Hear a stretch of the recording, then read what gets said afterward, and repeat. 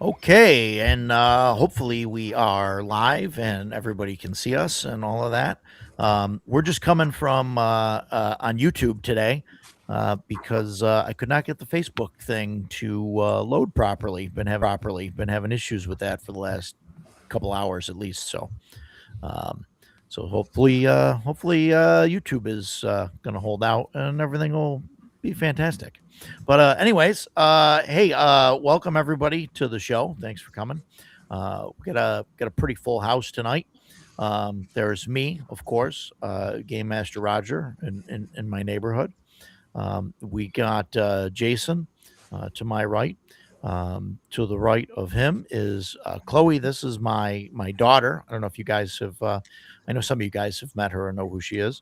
Um, Below her is Matt. You guys know Matt. He's been here before. And middle bottom is Ducato Stan, um, whose microphone is hopefully working still. Hopefully. Yeah, there it is.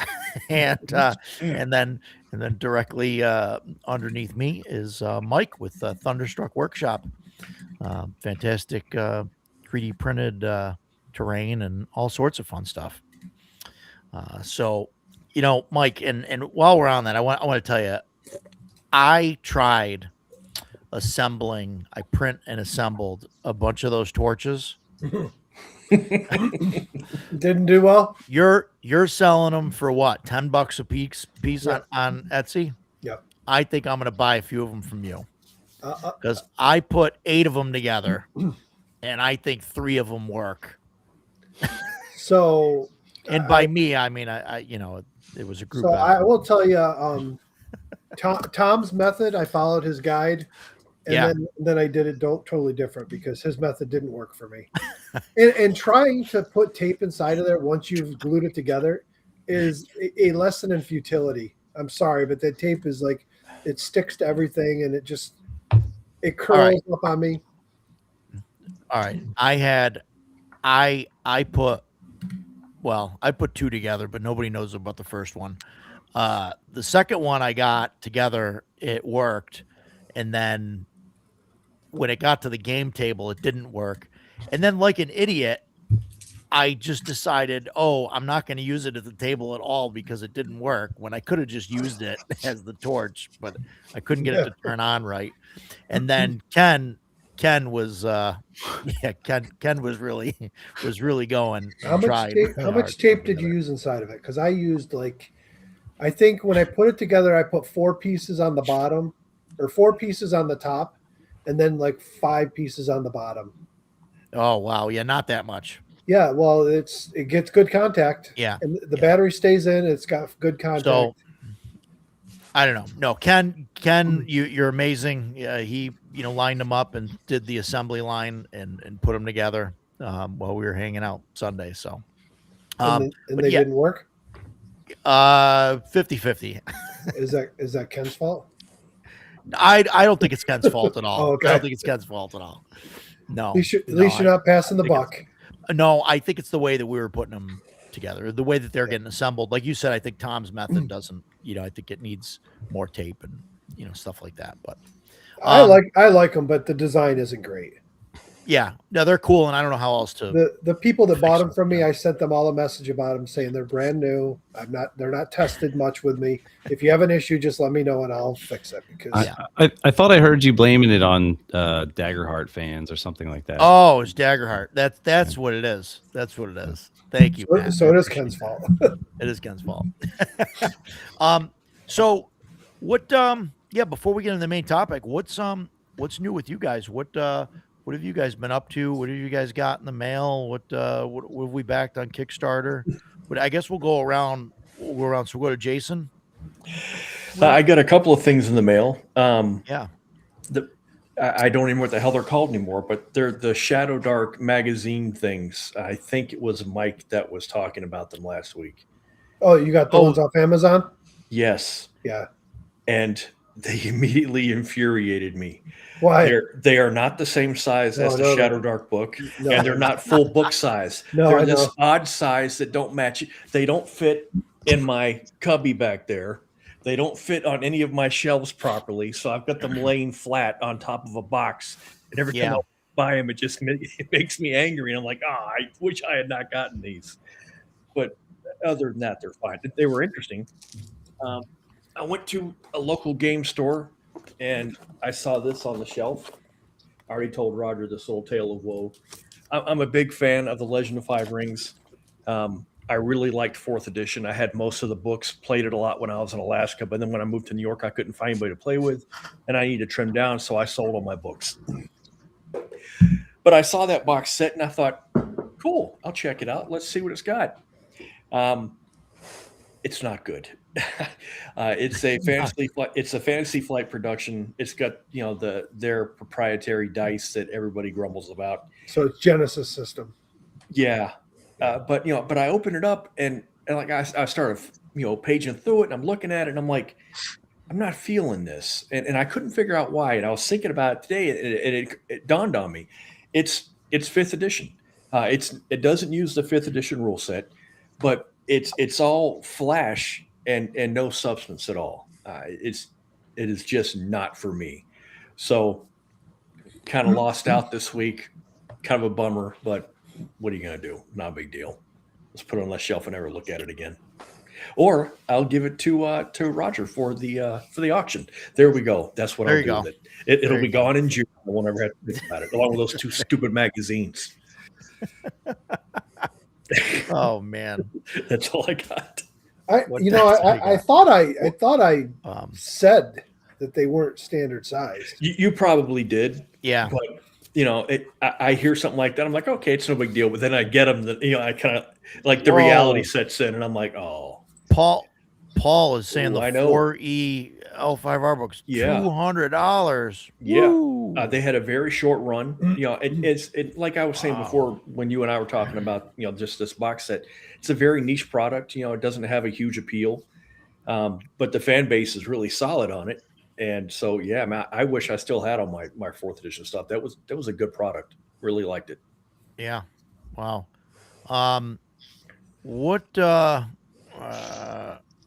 I don't know what that's about.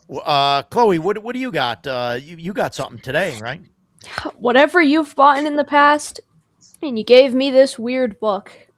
Don't know what it is. I don't know why. It's still sealed. That is Shadow Dark, young lady. Verse yourself well in it. Ah, yeah. Yeah. All right. Yeah, they. I talked to Kelsey at Page, and talked to Mike online, and they worked out a deal with me because I'm teaching some kids some stuff about gaming and all of that, and I'll go through that in a little bit. But yeah, it was a good time, kind of pertinent to today's episode. But yeah, we'll talk about that soon. That's been a good time. Matt, what do you got? You said you were grabbing a pile of stuff. Yeah, I did. I got some old stuff in. I think I told you about the one. So I've been slowly over the last few years. I haven't gotten into the BX and D&D box sets that I sold 25 years ago, stupidly, because they're too expensive. But I have been slowly getting all the original books. Nice. Yeah. So I am almost done with. I have all the orange spine. I have one to go now on these, so I'm excited about that. So that was nice. I was a local guy, and then I think I told you at Page I was hunting for a good condition box set. Same thing. Oh, nice. I have the Dark Sun, but I didn't have the Ravenloft. I got a really nice condition box set for a decent price. So very nice.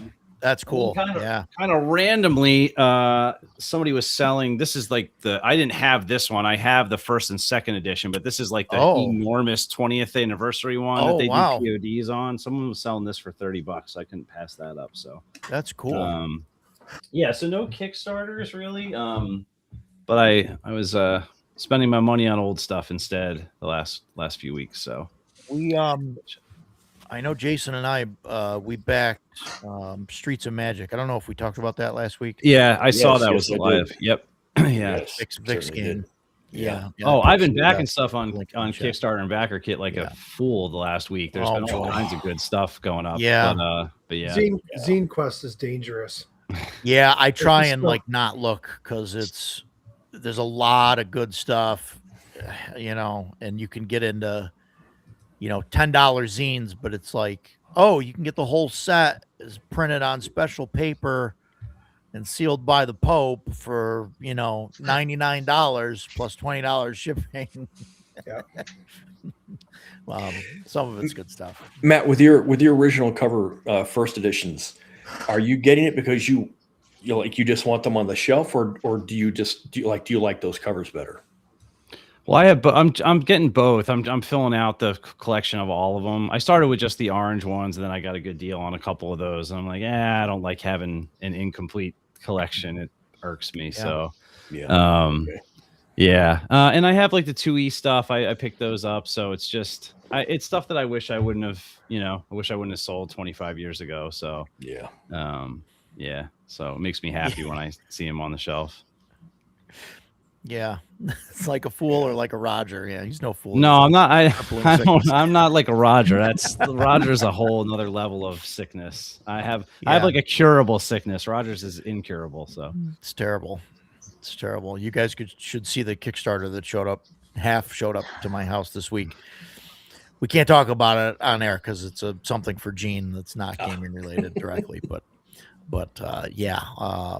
We'll talk about it when it's here and assembled and all of that, and if she doesn't kill me, but we'll see. It's a lot Stan, to ask for, Dad. Yeah, Stan, how about you? What do you got? I got all the. I ordered off drive-through all the modules for Tales of Argosa that they have. Yeah, I got those, which was nice. And I also I had ordered, they have this thing called Oracle tools in that game. So I got a set of the dice, which I don't know how they work yet, but I got to read up on it. oh, cool. And I backed that Crooked Dice Miniatures Kickstarter. I backed that, the Drow Patrol, I stayed away from which that. is based off Otherworld miniatures, which are based off the miniatures directly from the monster manual that Matt just showed. Oh boy, They're beautiful, Stop but I can't do it. is it just the miniatures, or do you get STLs, or No, just the miniatures. just the They minis? just do Okay. miniatures. They're metal miniatures, with the exception of Ooh. a couple are done in resin. What I don't like is they state. I don't know. Did it state in there which ones are resin? Because it does say they're a mix of The white spiders, metal. the spiders are resin. Okay, They show it in their Kickstarter. but yeah, it's not The rest of them are STL. white metal. No.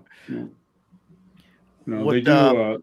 They're interesting because they do miniatures for all sorts of stuff. Like if you needed miniatures for V or Stranger Things, they have like miniatures of the kids, or Thundar the Barbarian, or Dar from the Beastmaster. They have a whole, and they do different genres, but they got at least part of the license to do Otherworld miniatures after the guy from Otherworld retired.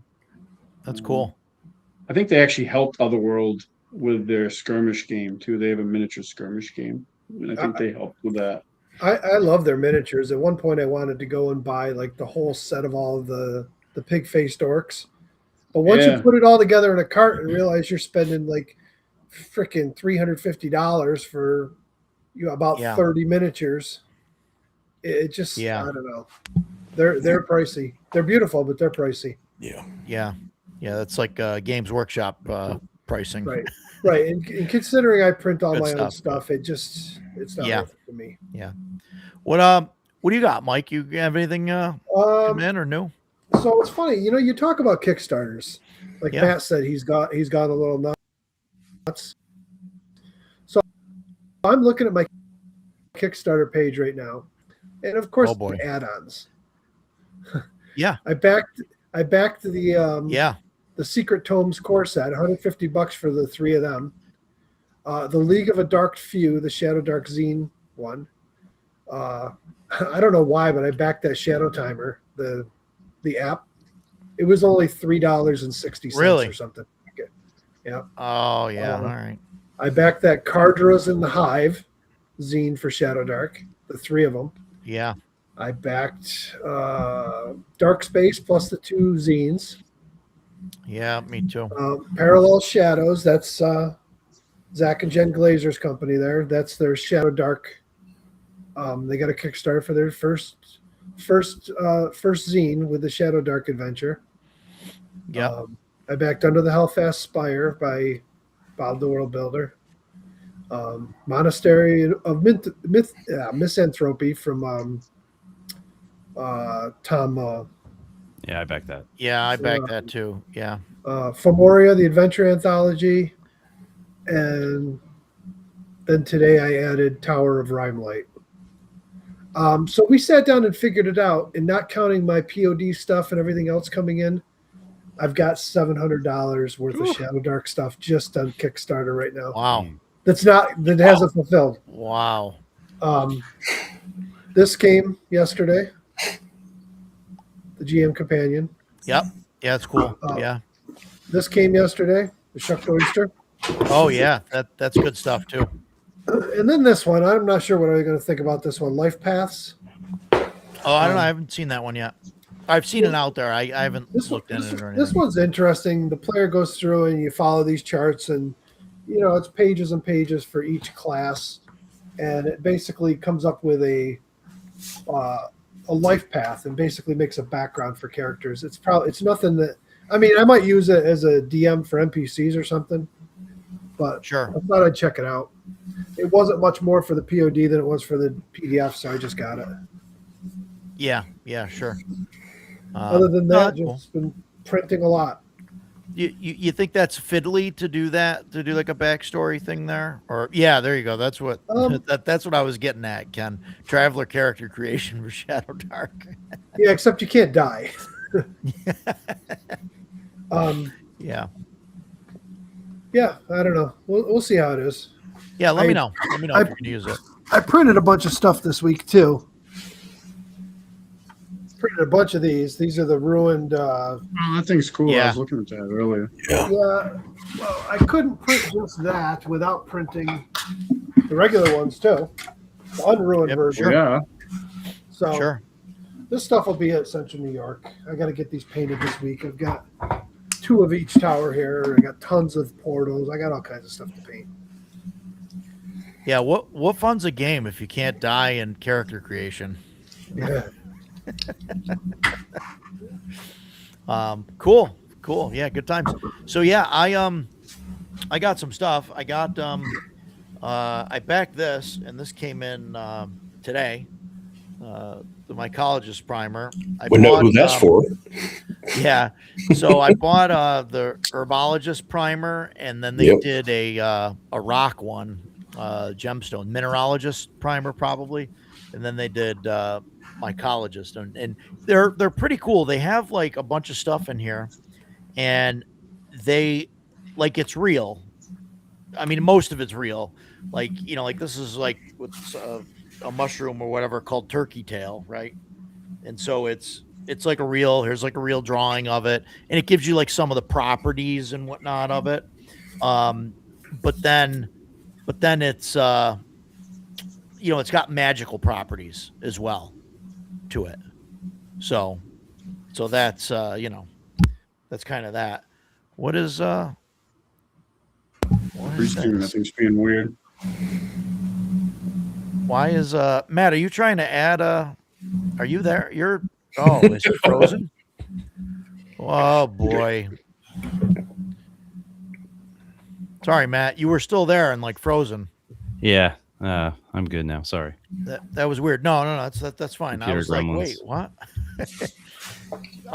So I got that in, and this is something that Jean, like I can hand to my wife, and she would, if she played, she would love this stuff.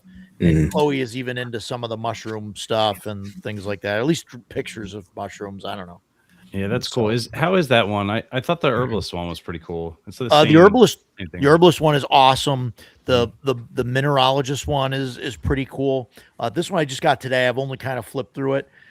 It's pretty cool. It seems like they basically just expanded on the herbologist one into the fungi kind of category. Which I mean, it's pretty cool. I think like for like a druid player or something like that, or somebody that wants to get into the weeds, like I didn't want to come up with all this stuff. for like the herbologist primer. So I handed the book to my wife, and she like started figuring out, oh, I want to use I wanted to use this thing and make a healing potion, and I can find, it says I can find this kind of grass in the plains, and I'm like, great, roll a wisdom check, and like, yeah, you got enough to make 3 or whatever, 4 like salves or salves or whatever she was making. Yeah, it was cool. So that was fun, and I got my second shipment of the Pirate Borg stuff. So I I got. haven't even gotten my first one yet. Why you I gotta got rub I got that the in my starter face? set. Oh, sorry, Matt. So I got the starter set there, and then this I'm pretty sure says Cabin Fever, hmm and then the Down Amongst the Dead book there, and then I've got the map, and then some of the smaller adventure kind of booklets here with stuff, which is cool. So that stuff came in. I think the only thing that I'm missing now is the map, the neoprene water hex map. Mhm. That's the only thing that I'm missing. So other than that, I think that's really it. As far as gaming, we did, and this is pertinent to the episode. I did. Oh yeah, poor Joe didn't even get a shipping notification yet. No, just lots of credit card debt, Edgelord. No, so I've been teaching. I started teaching a class. It's a 6-week class to a handful of kids. There were 10 of them in the class, my daughter being one of them.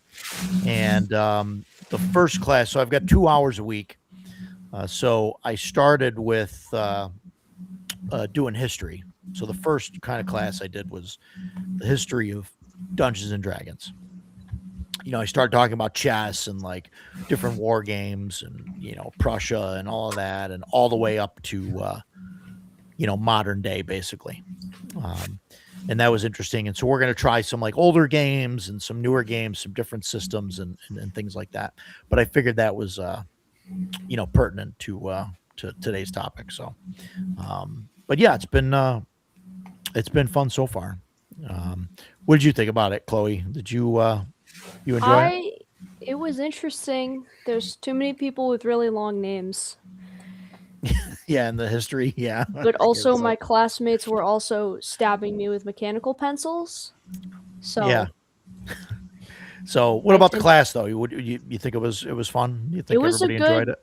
it was a good class. You've asked me that question 40 times this week. Yeah. Well, yeah, but this is the first time I'm asking it live on the air in front of everybody. It was good. Okay. So yeah, other than that, Sunday we canceled the game session Sunday because we had a few people drop. So it was me, Joe, and Ken, and so we kind of hung out, talked about gaming, talked about the convention.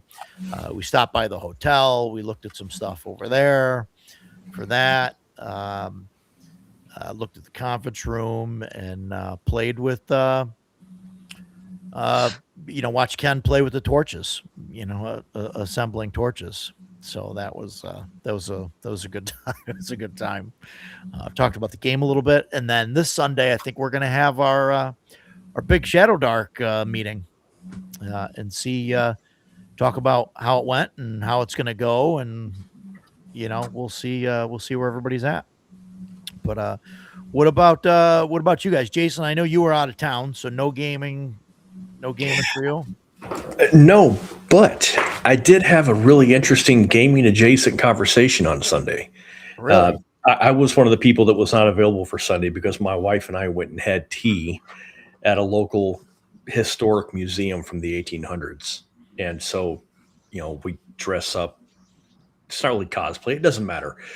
So anyway, but they seat you randomly at these tables with who knows who. And a family sat down with us and we got to talking, and the husband was a professor of history and the wife was a science teacher, a high school science teacher. So the conversation started off really well. And I asked the professor, history, awesome, lay it on me, what you got. And last year he was on a dig just outside of a medieval city in Poland. And he was telling me, it's from, it's an early Christian cemetery.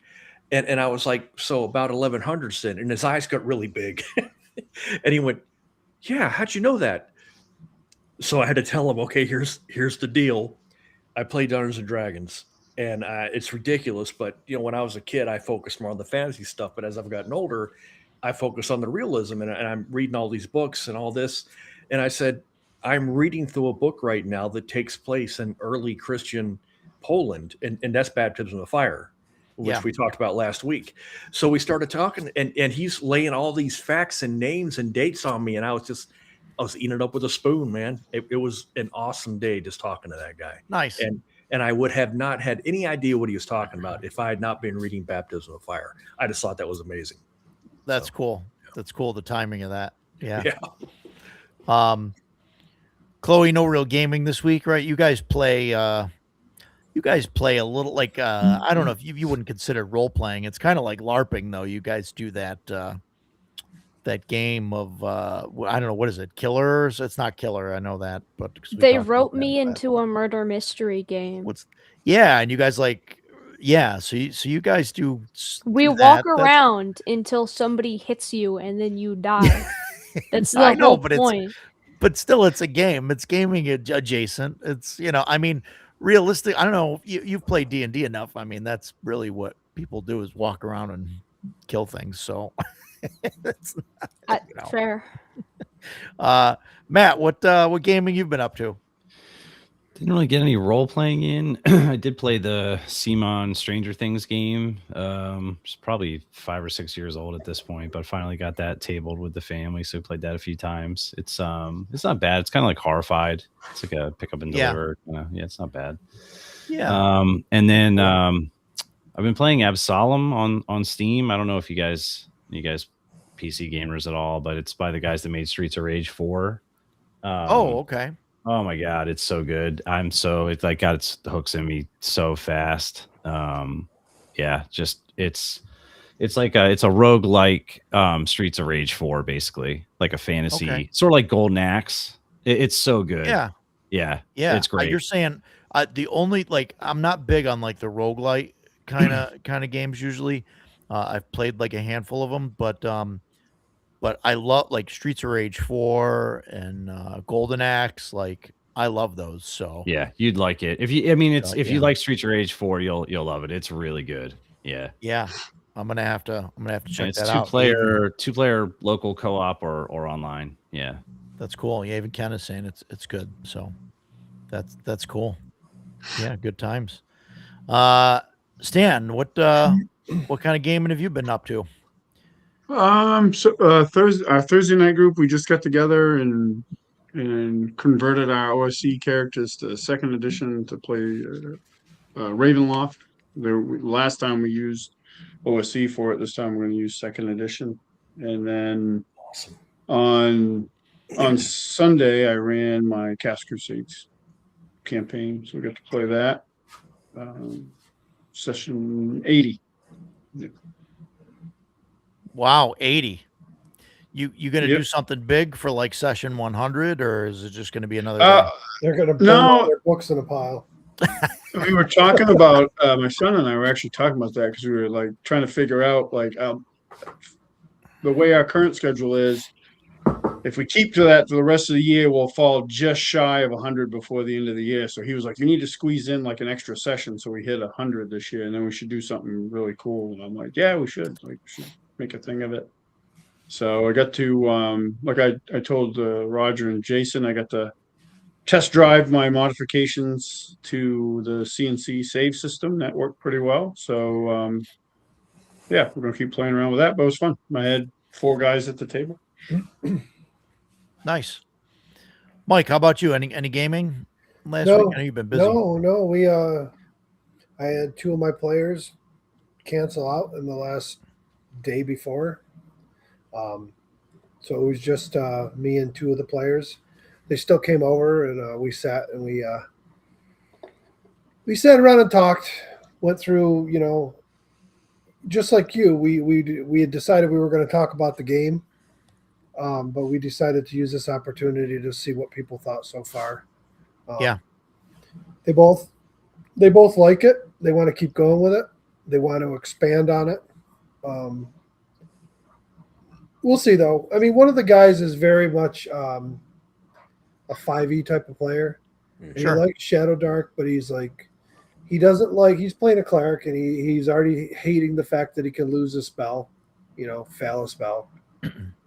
And, we have this conversation, and he keeps bringing up, like, oh, well, the players, you're supposed to do this and try and game the system. And he kept saying game the system. And I'm like, you are not making any fans with me because I hate that style of play.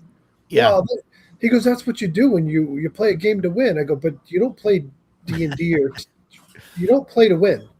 You're not playing to win. You don't need to game the system. Just sit at the table and have fun. And I'm like, you can't tell me you like the system, but then complain that you don't like you know what I mean? It's like, it's one or the other. Yeah. So I'm like, if you don't like the system, speak up, because, I'm putting a lot of money into it, but I will switch to something else. I have lots of other things on the shelf here. I don't know. They claim they're happy with it. So we'll see. Yeah.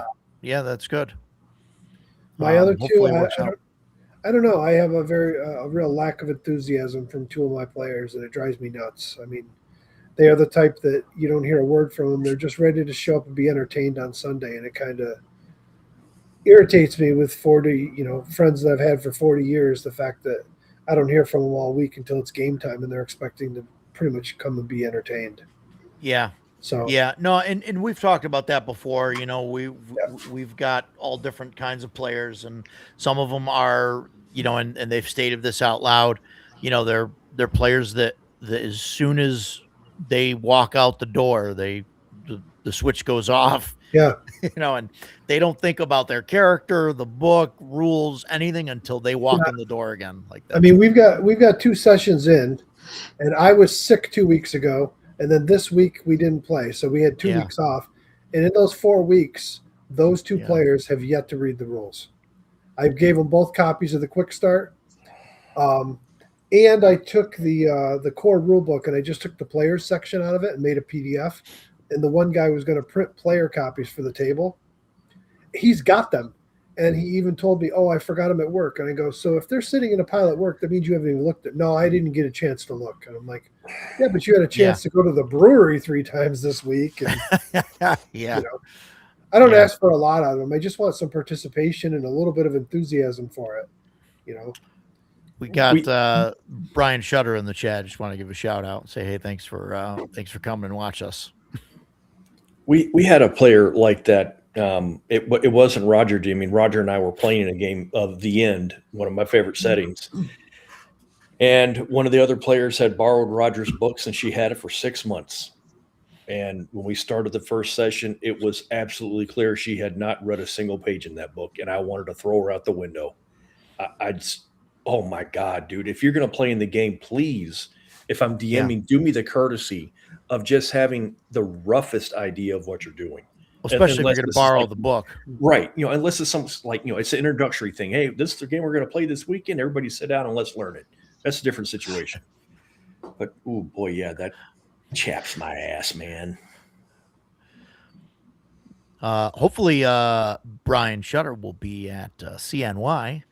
High hopes that his employment lets him go. Otherwise, we're going to have to pull a heist, I think, and go up there with a pillowcase, throw it over him, and bring him down. Maybe I should have said that on in a public forum. No pressure, no pressure. Just in case, right? Just in case something does happen to him. Now I'm going to be on the list. But Steven says, CNC looks really neat. It is. I like the system. I think it's I think it's good. We've talked about it before, with pros and cons, but the system as a whole, I think, is really really well done. Stan, he mentions, he keeps taking Hyperborea rules from it, and I think you're going to run into a Ship of Theseus situation here pretty soon. Like at some point, you just make the switch, man. We're playing Yeah. Hyperborea today, and nothing's changed. Yeah. I was actually thinking about that because of that changing that or experimenting with that rule, and I was like, what? It would be kind of neat if Jeff just put out like he wouldn't have to do the setting part of it. He just put out like those rules, but then made it for a high fantasy game, with the added races and stuff like that, which would be easy enough to do, I guess, for anybody that wanted to do it. But yeah, that would be neat. He did a good job with that system. Yeah. See if we can get some new players. We've actually got a new player that's going to be trial run coming in a couple weeks. Who? Spoilers. You What? don't know him. No, we'll talk about it later. Spoilers. See, we'll do a trial run. What's this? A rollerball game? Yeah. Possibly. I don't know. Maybe I shouldn't say anything. Possibly we might have someone running the rollerball game. I know. I talked to Brian briefly about it at CNY. I don't know. We'll see. I don't know. It was briefly mentioned, so maybe I shouldn't have said anything. But that might be cool to get that out there. I think people will play that. So yeah. What's this, Mike? This is So I saw that yesterday. Shadowrun 4th edition. I don't know if anybody's interested, but it's all of Shadowrun 4th edition on Humble Bundle. Is 4th edition? Is that the? I'm Supposed to sorry, be the guys, best I'm one. terrible. Second and fourth, That is right, the best Jason? one. I've always heard second is best. I've only played second, and I could tell you the 8 million D6s to roll everything got annoying. But I don't know. I've never got into it much. It's one of those systems I kind of want to try, but I don't know. I saw that Humble Bundle yesterday. It's a lot of stuff. It's like 90 books or something. Hey, look at that! Crazy. Jason sold a copy of Twilight 2000. Yeah. Went and bought it. If you said that this looks very good, man. Once you start diving into it, it's so good. It is such a good game.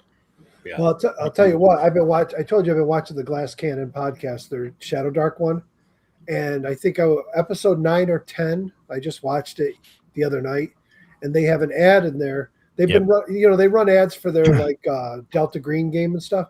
They've been running ads for a Twilight 2000 campaign. We Shouldn't Be Alive, I think it's called, right? I think they're I think they're so, yeah. I think they're 5 episodes in, give or take. I think that one's like a sub only one. I think you got a sub. Okay, because I was gonna say I looked and I didn't see it. Mm-hmm. Yeah, you have to be a member of their whatever. But you get a month free. I mean, you can do a month for free and listen and see, Maybe listen to the 5, see if you like it. Maybe I'll have to sub They and have- check it out. Do they have a lot of stuff in sub only? They have some decent stuff. Like Delta Green, and I mean, there's a lot of stuff on their channel. There's a lot of Yeah, free but stuff too. their Like Delta Green- their massive Neil Artep campaign. I've watched, I think, the That's first good. season of it. It I was like it. really good, Right. and it's fun because I actually played that campaign. So it's like How much is the I get to membership? see. It's not a lot. I think you could pay like $8 or $10 a month or $10. something. Yeah, $10 maybe. Their It's not a lot. Delta Green and Call of Cthulhu campaigns are free though. They're both on YouTube. I think some of they the have- Delta Green stuff is gated. yeah. Some of the, Yeah, it is. the video ones I think are free on YouTube and elsewhere, but the audio only ones, which honestly are some of the best ones, are gated behind. I them. think Yeah. I think those first 3 seasons that are audio. Did they only, move them over to free? I think they're on Spotify.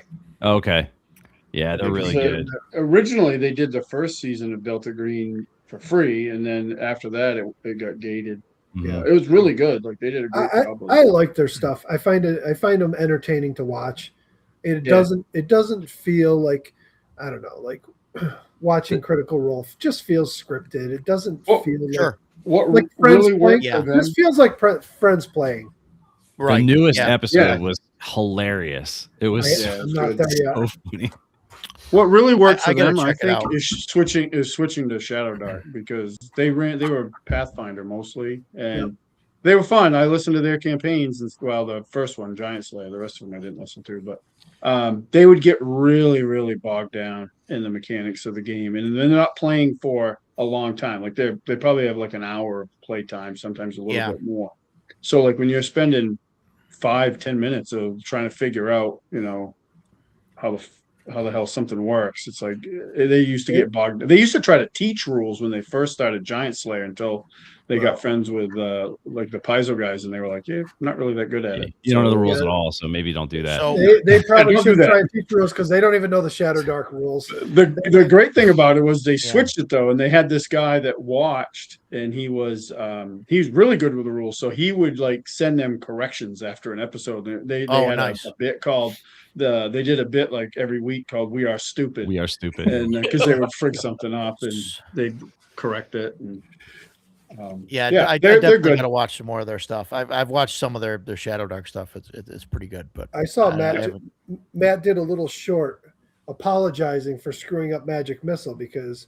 Oh yeah, the advantage. Supposed to get advantage, and he was doing it wrong all this time. So he finally put out a short about it, and I saved it. And then this week when they showed up, Pete is playing the Magic user and screwed it up left and right. So I played it for him. I go, "This is for you, Pete."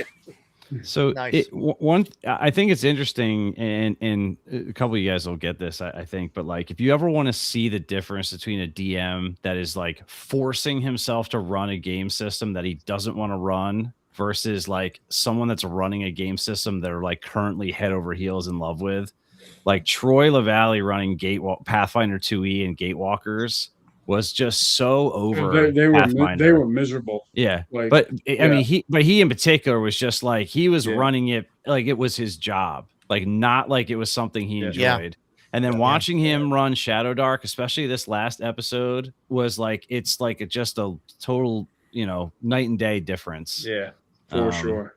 Yeah, I do 100% know. agree. I think last night I watched either episode 10 or 11, and they had a whole discussion at the beginning of it saying that like, look, we're 10 episodes in and we've only got 2 experience and we haven't done this and we're doing this and we're spending so much time role playing, but we're not actually getting into actually playing the game.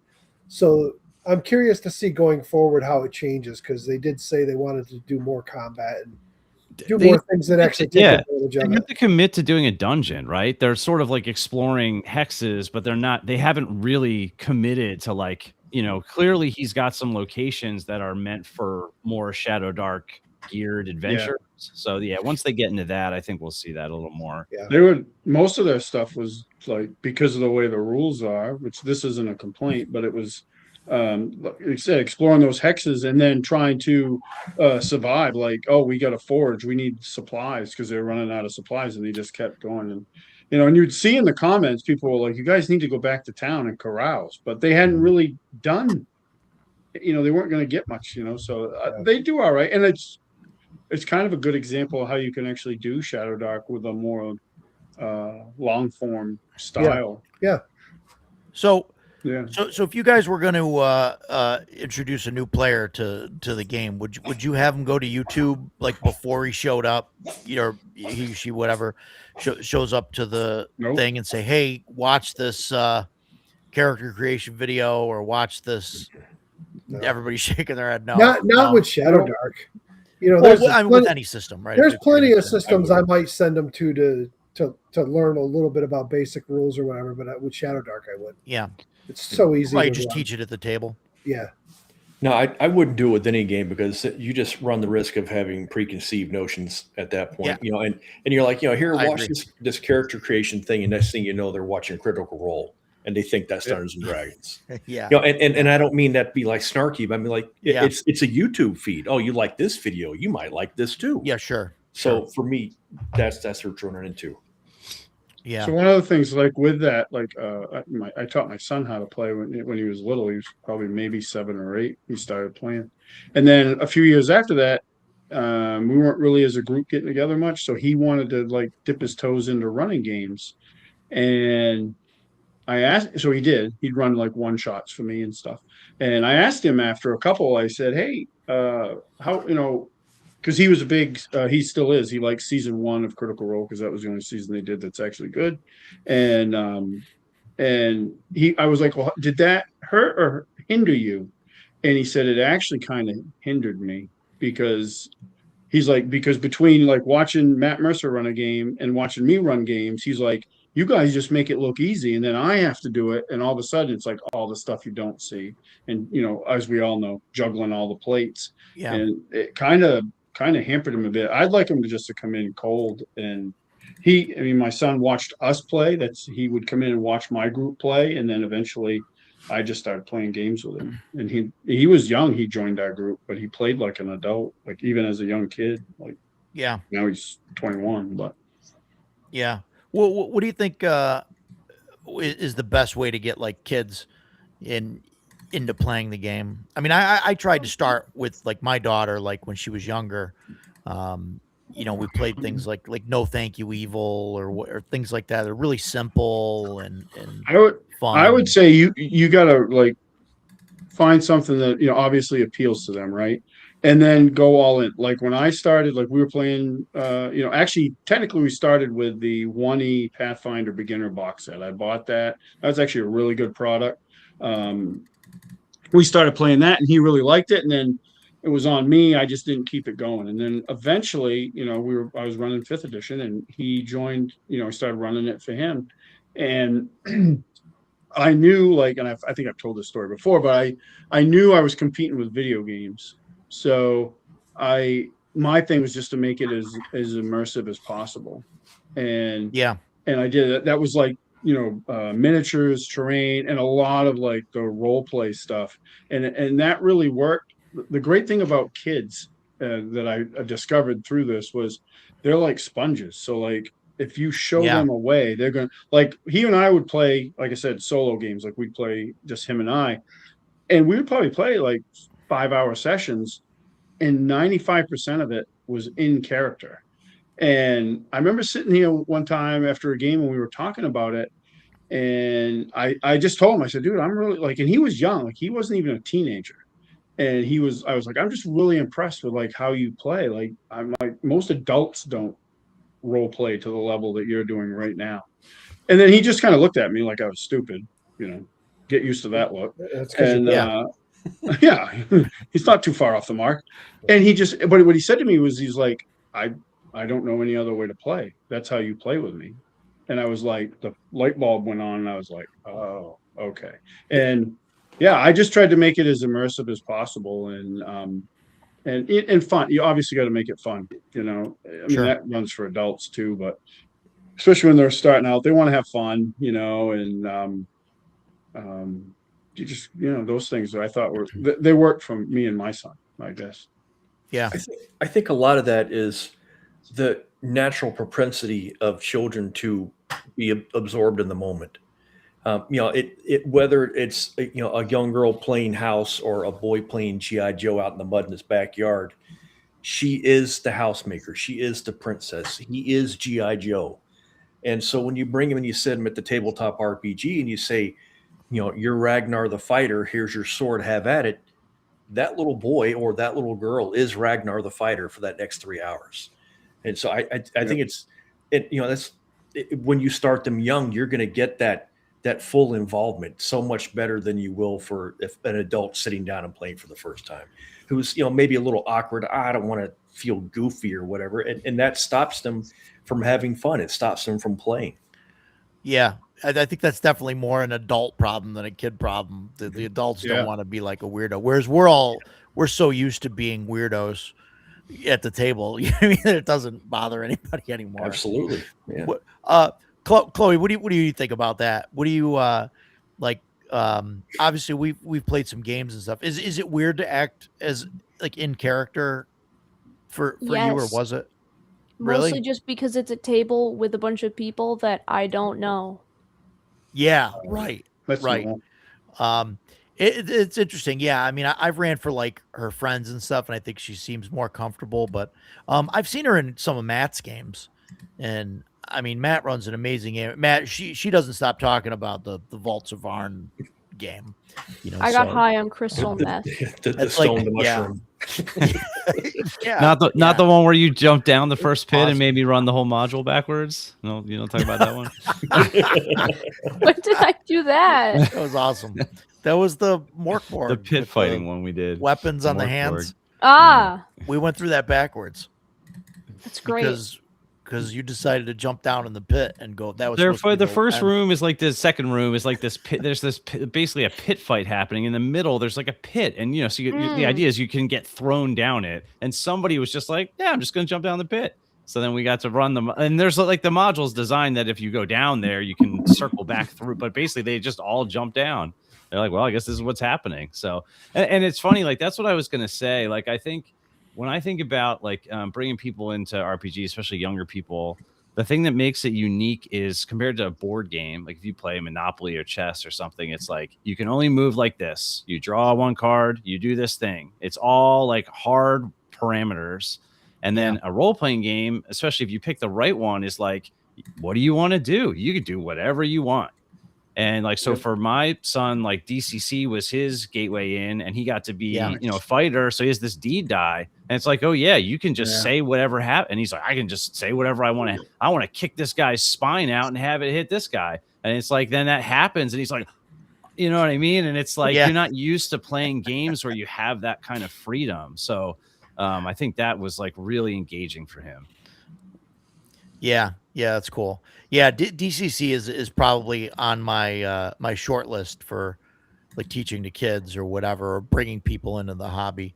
Just because like it can get really gonzo and like crazy, but I think like it's light enough where people can have fun with it and be introduced to it, and you know, You can also make that, you know, obviously, even, you know, that Gonzo can be fun, I would think too. I mean, Yeah. I thought it was fun as an adult, but as a kid, like, especially if you really leaned into it, like when it happened and, you know, got really descriptive with it and stuff. I know like this is kind of a secondhand experience, but when we were running big campaigns over at Crossroads, my friend Brendan, who owns the place, he would take all the kids and he would have tables of like 16 kids trying to run 5th edition D&D.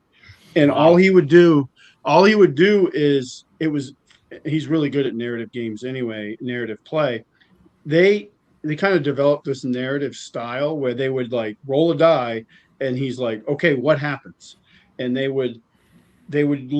started to really lean into all of that and do all these things.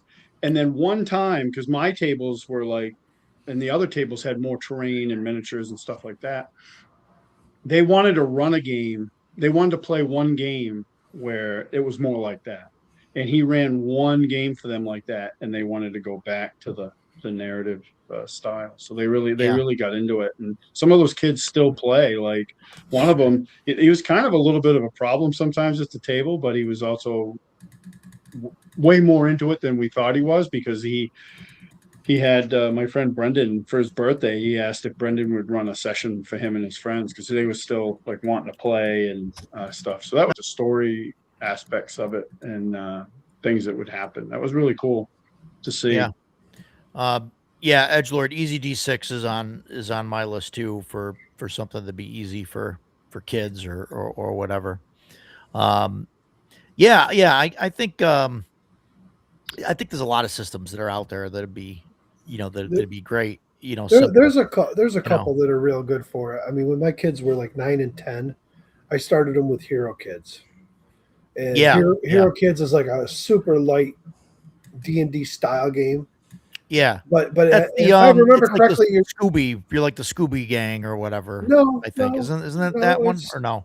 No, they're it's got like regular classes. You have fighter, thief, whatever, but it's like they basically just have a little card for their character sheet. If I remember correctly, they rolled D6s for their attacks and whatever. It's really, really simplified, but it was, you know, it was great for them. And they got these little adventures that are meant to be like done within an hour, which when you're talking about 9-year-old, an hour is probably pretty good. You know, you're not bringing them into a 4-hour game and keeping their attention. Yeah. So what, I mean, Joe asked earlier, how many people you think have gotten into tabletop RPGs because they're a random person online showing off their games. I don't know. I think that number's like low because I think It might be way more these days, but when Yeah, we all maybe. started, none of us were getting players that came in because they watched it on YouTube. no, this is how. I mean, this is literally how I came in. Was I saw the Earl Otis art on the Yep. Moldvay Basic set and was like, "This is amazing. I want it." That's exactly how I got it. And then Moldvay figured Basic. out, Moldvay you know, Basic. and then was like, "Oh, this is not a board game. This Right. is more than that. Like, what is this?" And yeah, and that was great. So, so I think definitely having a cool cover, probably less so nowadays. I mean, because there's reviews and stuff. I mean, I think the first image you see of a game, it really needs to evoke what I think the it's game is huge. about. Yeah. Yep. But yeah, I can think of like several games I bought solely based because of the cover art. That's how I started playing Pathfinder 1E. I love the art. Wayne Reynolds, he's awesome. Yeah. And Dragon Slayer is another one. I had zero interest in that game until Greg showed the cover, the Jeff Easley cover saw the on Easley Double cover, B's yeah. podcast, and I fucking sorry, Corey. I instantly backed you're it. all right. Because I had no interest, no desire, nothing, and I saw that cover and I was like, I have to have that. Yeah, you're good, Dan. She's Oh, sorry, she's I try to be released better more when. too much. No, you're That fine. book is fantastic and the art is great, but for me, it just doesn't bring anything new to the table, really. When you look at the whole pantheon of BX games out there, there's many Yeah. of them that are very similar. They all have their little things with it. Dragon Slayer has a couple little things different. They all It's do. basically it's BX with Greg's house rules. I mean, even he's like, I think Paul was saying at one point that we need a few more BX clones. I Paul's think, all about the BX clones. I think he Yeah. was hoping that that all that was going to be made in the next several years is just a Yeah, handful I of would BX. really love to see some developers make a game that's styled after, that's similar to BX in playstyle, but isn't just a clone of the rules. Let's come Yeah. up with some new rules, but still keep the. Yeah, Ken mentions Nimble. I was looking a little bit at that. I know I was looking at it today, but it's still just It's 5e got some light. cool things. Yeah, it's 5e light, right? Yeah. It's interesting. I don't know, but yeah, the Joe Block commercials. He does have some real cool commercials. Yeah, For that. So Are they better than the cheesy Troll Lord Games commercials? yeah, I think so. Those ones are pretty bad. But yeah, I think it's cool stuff. Yeah, it's a problem. Like Necromancer's game sounds awesome. I looked at it. It's same thing, $130 on for the box set. It's I don't know. And that's the problem. So Necromancer Games and Frog God, so Matt Finch has moved on. So he's got his own Swords and Wizardry. So they don't have that license anymore. So they're just going to make their own game Yeah. to fit that mold. That seems to be the going thing. I kind of prefer the mode that Jen and Zach took with starting a company and deciding to create for other games rather than create their own system. Sure. No, I get that, but I think that's that's just the natural progression of things is, hey, let's make our own game so that we're selling stuff for our own game and not someone else's. And I mean, that just seems to be so there's got to be something to it, right? I don't know.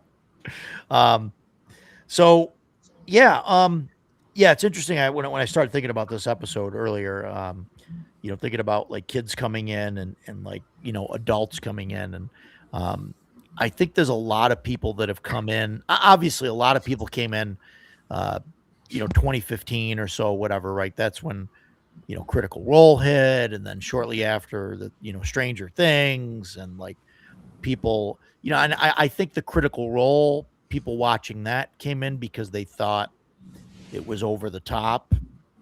I think your real big boost was later though, around 2020 when COVID hit. And Sure, people were sure. sitting at home and couldn't play, So Right. that's when the rise of the online play really took hold. Yeah, And people were watching all these live streams and whatnot. And I agree. Yeah, but I think- Critical Role was one of them, and that's when they, Yeah, you know, they hit their big stride.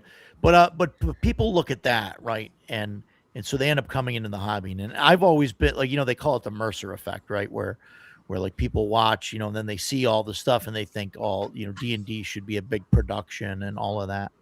When we run games for new people or introduce new people to the hobby, should we be doing it with minis and terrain and all the stuff, or should we be doing it with paper and markers and maps? I think personally, I think it's a double-edged sword. Yeah, I think I'm sorry, I didn't mean to cut you off, but even as a terrain seller, I think starting them off with theater of the mind, paper, let them write out their character sheet like we used to back in the day. Because there's something to be said for it. If you fill out a form, especially if it's like a digital one and they're just filling in the blanks, they're maybe not learning what everything is, but if they got to write it on their sheet, then they're like, what am I putting down here? Oh yeah, this is hit points. This is armor class. How did I get my armor class? Yeah. Oh, it comes from here. There's something to be said for that. Yeah. I think it probably depends on the person. Like, I think some people will do better. So, like, if you've played board games with someone and they like the tangible piece of it, or they like having some structure, like maybe that would appeal to them. I think for a lot of younger people, that rules overhead, once you put it on a grid, and now it's like, oh no, you can't move there. You only have 30, and it's like, so that kind of stuff. I think that is restrictive for somebody's first experience. Like for me, I like the idea of like, I'm going to show the one bookend of this, like the theater of the mind, as creative as possible, as few constraints within the rules. There are still rules, and that's important to establish. But like, that's the angle I like to shoot. And then like, you can see sometimes people struggle with that. Like if someone is very spatially minded, where it's like, well, I don't understand where I'm located, or am I behind? Like if they're asking for that kind of stuff, then it's like, okay, cool. There's tools that we can use that help with that. I just like my thing on using like the terrain and the minis and everything else is I don't want to portray a game to people that says, hey, you can't afford to play this, or you can't afford to run this because like it's like the Warhammer thing, right? Like I know that I don't have, maybe if I stopped back in all these Kickstarters, maybe I'd have more time and money to play Warhammer or whatever. But like, I just don't have the time and the money and everything to put into it. And I don't want people to think the same thing about, D&D or RPGs, right? I mean, when I say D&D, I mean all of it, but that stuff can definitely be seen as a barrier to entry. Yeah. And like, right. like Dan says, Swords and Wizardry continue alike. It's $7 on Amazon, right? Basic Fantasy, same. It's like, $10 on Amazon now. Like, all that stuff is so, the barrier to entry is so low, So yeah. I think Basic Fantasy would be a great way to teach people because it's such a low barrier of entry. I mean, and the fact that all of it, every single piece of it, is available for free in PDF. And if you want the prints, you just get on Amazon and spend between $6 and $10 now. And it's that's up. $10 now. $10 now for for years. You used to get on there and they'd have books for like $3. Yeah, right. Yeah. Oh, it's crazy, and it's a complete game, and I think it works. Yeah.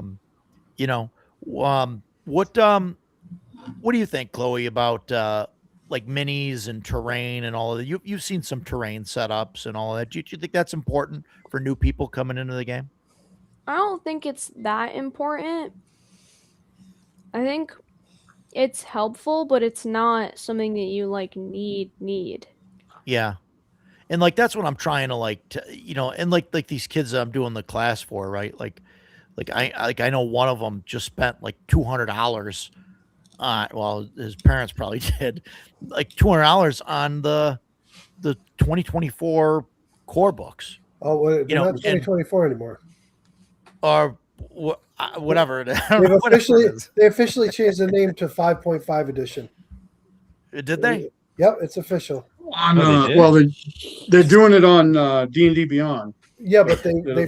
they've said that that's the new naming scheme for it because that's what the fans called That's it. what the So- fans called it. Yeah, so they're that's going to what just the name try and stay I'm, consistent. regardless, right? My point is that this kid, right, has got like $200 into these books, and now is like invested in like reading them and like teaching everybody else, and it's like I mean it's a pretty high barrier of entry at that, even $200. You know what I mean? To Yeah. you know, So to somebody. even just a few years ago, I would have said 5e is probably the way to go if you're teaching, like you're doing a high school club or something, because it's so accessible and that's what everybody plays. Right. But I don't know. After getting into Shadow Dark or even OSC, I think Yeah. it's an easier game to learn. It's way more creative because they don't have to look at their character sheet to see what they can do. It's all about them basically coming up with ideas of what they want to do, and the DM decides if it works or not. I think that's a better route to go. I would definitely Yeah, recommend. I would definitely recommend OSC or Shadow Dark. I had a mom ask me just before Christmas last year. She wanted to get her son was interested in playing games, and she asked, and I thought for a second, then I recommended the Dragonbane box set because it's not a big barrier to entry. It's a fairly simple game, and it's fun. It's a lot of fun. So And that box set is the complete game. You don't need anything Yeah. else. Right. the best value Yeah. in RPGs if you're going to buy Absolutely is. something like that, hands down. And I was on the fence about Dragonbane, because of the roll under system and that, and we've had that discussion, and then we were in a couple of games of Matt's, and he's just, I don't want to blow smoke up his bum here, but man, Had a great time as always, man. yeah, no, we had so much fun doing the Dragonbane games there, and and Matt is great about like using spells for you like I had what Pillar, is that the name of the spell? Yeah. Pillar. Oh yeah, Man, I use purpose. that thing for everything. Yeah.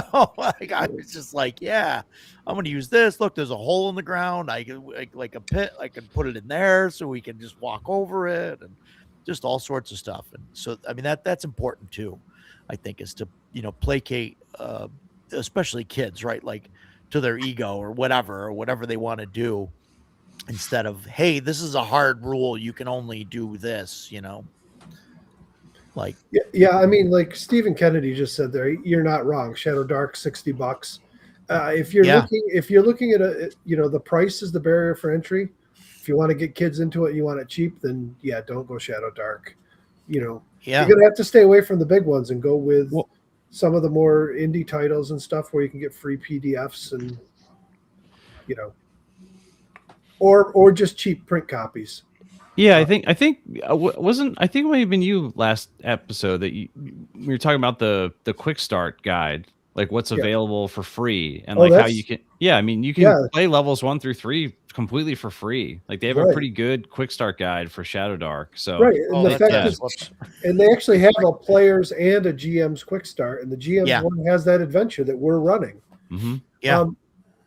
So let me ask you a question because I think I'm going to be in the minority here. Roger, what are your thoughts? I know you guys haven't finished Citadel yet, but what are your thoughts on it as a whole so far? I think they finished it.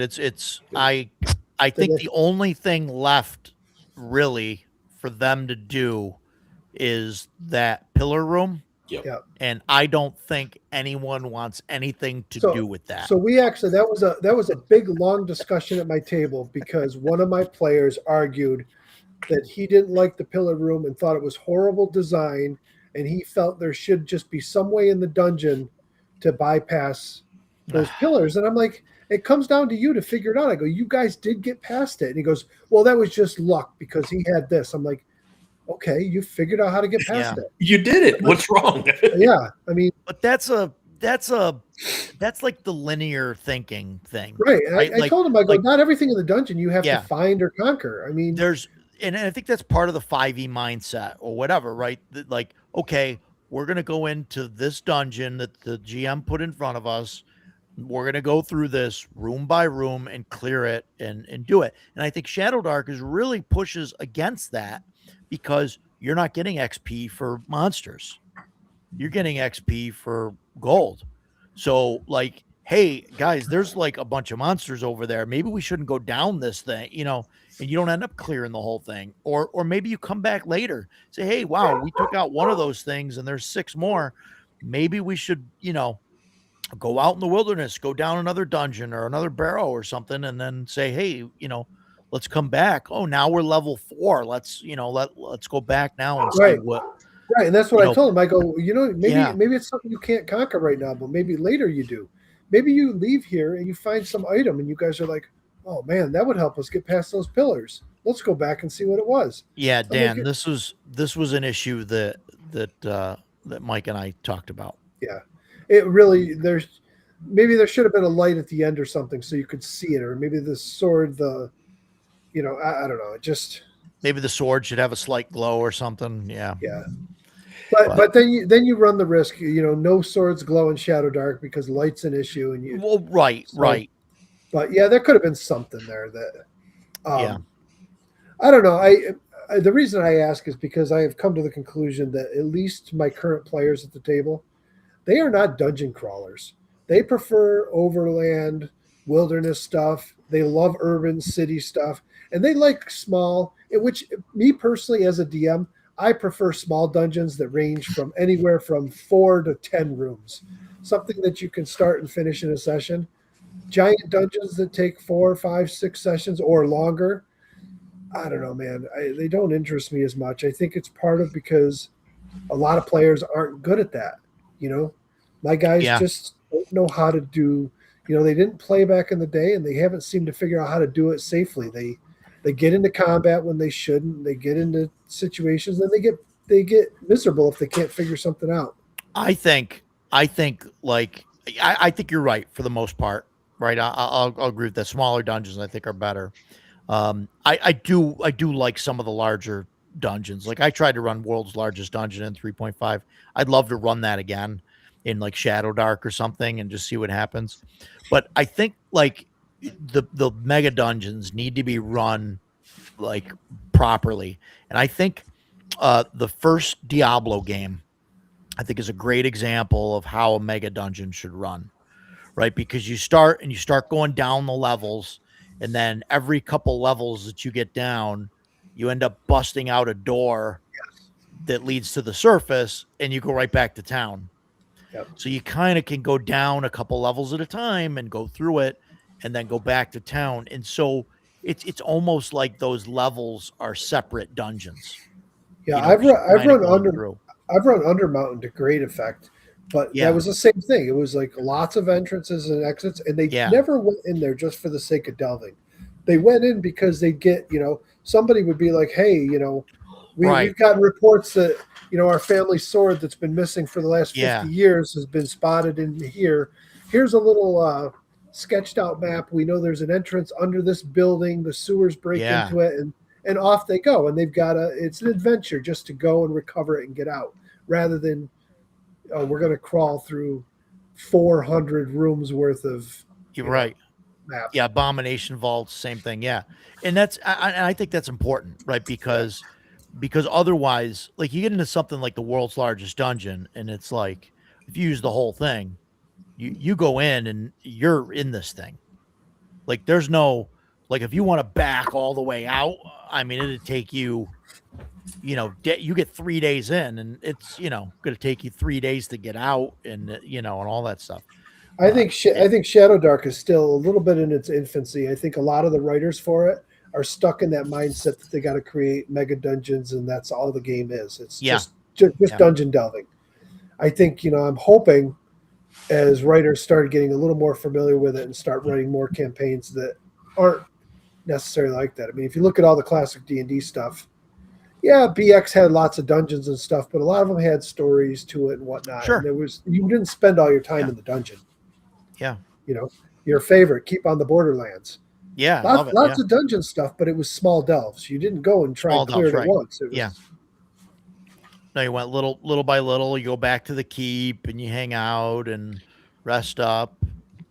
Yeah, I think that honestly, these concepts are going to be fairly easily understood by the generation of kids coming up that are going to play these games, because I think most video games in the RPG space have adopted this stuff because the people that made them played RPGs like this growing up. Like if you think about the general Bethesda style, where it's like, Yeah. here you are in this world, like you just walk around and find points of interest and you decide what you're going to do. And there's small dungeons, there's big dungeons, there's small town. There's like a guy living in a shack. There's a town over here. To some degree, this Shadow Dark campaign that Glass Cannon is running sort of feels like that. Hey, you start with this cataclysm. Here's the town. You're exploring. You're finding different points of interest. Like they're literally treating it like a video game with like a Joe's, like, I have a quest log. He's literally naming the quest like they'd be named in like Fallout or Elder Scrolls. Nice. The group that I'm running Dragonbane for off and on, like I'm treating it that way, like a video game. We just play for a couple hours on Wednesdays sometimes. Yeah. And it's literally like they're in the town, they're in the tavern. Like there's a poster that says this, the barkeep tells them this is available. They walk out, somebody runs up and says, I'm looking for this thing. So now you have like options. What do you want to do? And it's just little one shots or little parts from different things that take a couple hours. And I think that play style is like really well aligned with even what you were saying about an area that's too difficult. All the Dark Souls games work that way, right? Yeah. Like you can explain, it's pretty obvious when you walk in the wrong area and get absolutely destroyed and you go, okay, well, I have to come back here when I'm leveled up later. So that stuff, I think, just because of video games and how they operate, I think people are going to have no problem understanding that. I think some of the problem my group has is like the one guy arguing it. He is he really loves 5th edition, and 5th edition didn't really have big dungeons like that. Their books were more small point dungeons. You go here, do this, go here, do that, but it was very linear, and most of the stuff really wasn't that well designed. I mean, there's much better stuff out there. I'm hoping they'll come around on it. But I don't mind running huge dungeons. Like I just showed, if you saw the stuff I was holding up, I've been printing out all the hex crawl stuff I could find. I've pulled out all my D30 books with all the tables and stuff for generating hexes. The populated hex stuff, I've been printing them out and binding them myself. And we sat and talked about it. They were really on board with running a hex crawl because right now, if 2E to 5E taught you anything, and this is one of the flaws I always had with 2E, is they really don't have a ton of rules for how overland travel works. They'll give you distance, they'll tell you how long you can travel in a day and a few stuff but they don't really have any mechanics like the old school where you'd hex crawl, use the mechanics to do it and roll your random encounters. And it can feel a little mechanical at times, but the way I'm planning to do the hex crawl is I'm going to pre-roll my hexes. They won't see them. They won't be labeled on their map, but they'll be pre-rolled. So when they go into it, I'm not rolling it in the moment, Yeah, right. And I don't like randomly rolling treasure because if the treasure says there's a +2 sword there, well, why the hell weren't they using it to attack you?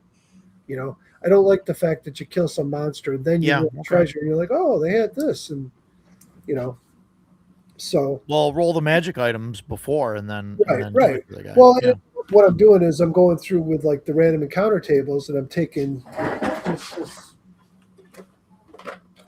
this thing of index cards. Thing of index cards. I'm going to re-roll the random encounters on the table and literally number them and put them all in there. So off that random encounter table, they're all here already rolled up, and maybe I'll make 2 or 3 of each. Yeah. Do the encounter, pre-roll the treasure for it, and then if it comes up on the table, I pull it out and we're ready to go. So they're not all the same, but they're also ready to go. We're not waiting for me to roll stuff at the table. I'll roll the encounter real quick. It says, oh, it's goblins. Number 4 is goblins. I pull up number 4 card out of there and we're ready to go. Yeah. Yeah, right. It's a little more prep, obviously. Some people don't like all that, but I feel if you take the time at the beginning of the campaign to prep that stuff. Yeah, that's what I was going to say. With a hex crawl, there's a lot of front loaded work. Yep. But then at the table, there's not Right. So long as you're proficient enough of a DM, like you can run things pretty smooth if you've got that stuff kind of worked out or can come up with stuff on the fly. Right. So, yeah, and I'm hoping to do hex crawl stuff in Shadow Dark. I'm hoping that the Western Reaches stuff, helps with that or have some stuff there. And we'll go from there. I put the link up for that stuff. Third Kingdom Games. That's the guy that does the populated hexes monthly and all of that. So Into the Wilds and all that stuff. So it's funny. It's cool stuff. I cannot click your links, but I can right click and open them in another tab. That's what I had to do. Yeah, the clicking doesn't work. Really interesting. Yeah, Todd Liebeck. Yeah. Yeah, this stuff. I'm going to buy the Into the Wild Omnibus Edition, the print. I actually own the PDF of it, and I own the PDFs of the 3 books that make it up. But I'm thinking about buying that one, the retail version, because it comes. I believe it comes with a better binding, and it comes with the ribbons in it. Yeah. So, yeah. Right. The stuff's not cheap, though. I'll tell you that. He's got a lot of books, and they're not cheap. Well, I think they're all right. I mean, if you look at the monthly things, I mean, they're pretty cheap. But the problem, like, he's been going for so many months now. Right. Well, so I have year 1. I bought year 1. So if you do like me, and they're black and white, there is some color in them for the hex stuff, but I don't plan on using his hex world, so I'm not really that concerned with that. Yeah. So if I print these in black and white and then I just bind them myself, sure. You spend $19 to get a whole year's worth of them. So there's 12 issues, so that's a lot better. If you buy all the print ones, you're going to spend $1,000 on all his books. Yeah. Yeah. And I mean, even the omnibuses, I mean, it's what, like $70? $70. Yeah. I think. Yeah. Which is, it's a little pricey, but it is, but I don't know how it's gotta be a few hundred pages anyway. Oh yeah, it's like 300, right? 320 pages or something. Yeah. But these ones, even like this one was just this is just a single hex, and it's like, I don't know, it's not that big. It's 19 pages what I printed here, but it's 19 pages detailing all the stuff within that hex. Yeah. Actually, it's more than that hex. It's a bunch of different hexes in there. So the way they do it is they divide 1 6-mile hex into the sub hex, where each little hex inside there is 1 mile. 1 mile, yeah, And 1 mile hex. So there's quite a bit there. I had to wrap my head around that when I first thought about hex crawls. I'm like, well, it's 6 miles and you've only got one thing in there. But if you read that, they figure there's anywhere from like 4 to 6 points of interest per 6-mile hex. And that doesn't mean it's 4 to 6 dungeons or whatever else, but it could be there's an orc encampment and there's an ogre cave, and then there's a stream with a bridge on it, which could be anything. Maybe there's an old ruin. There could be a lot of little things in there. Yeah. So it doesn't have to be everything dangerous either. Paul just got home. He's filming. Have they mentioned any non-D&D games? It's a good starting point.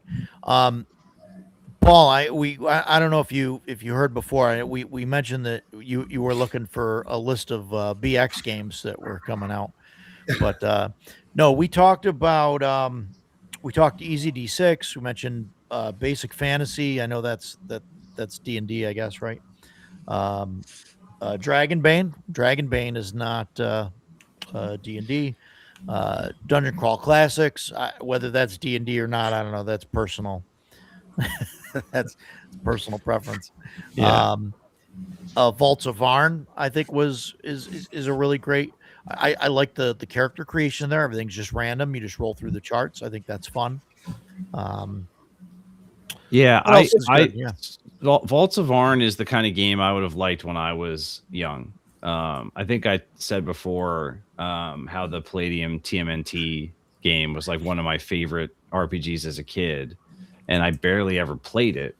Even the Marvel, the TSR Marvel game, to some degree, we did actually play that probably more than D&D, just because it was more accessible to my friends. But just rolling up characters And Yeah. I think I got a little bit of Jason in me that way. I don't get to play that much as a player, but like just like you're like getting these ideas. Like I'm thinking about like, oh, what's this superhero's background? What can he do? I want him to do this. And Vaults of Orange for me kind of has that, just like rolling through the tables and sort of like, all right, what's this mushroom person's deal? Like, why do they look like this? And what how do these powers work? And like that kind of stuff is kind of fun. So I know, like, I don't know if this is still the case, but for me, being when I was young, I probably read RPGs more than I played them, but like exponentially more so. And some of those books, like I just read them front to back over and over and over again. And so I think about that too. Like if you're a kid and you're not Roger and buying 17 Kickstarters a day, like you're going to have limited access to like whatever books you buy you're going to really invest time in. Right. Because we think about like, now we have money and maybe not a lot of time. It's the opposite when you're a kid. You have lots of time. You don't have a lot of money. So the books that you get, you want to have something that you can kind of read over and over again and engage with, whether you have friends to play with or not. So yeah, I mean, Vaults of Arn is cool for that.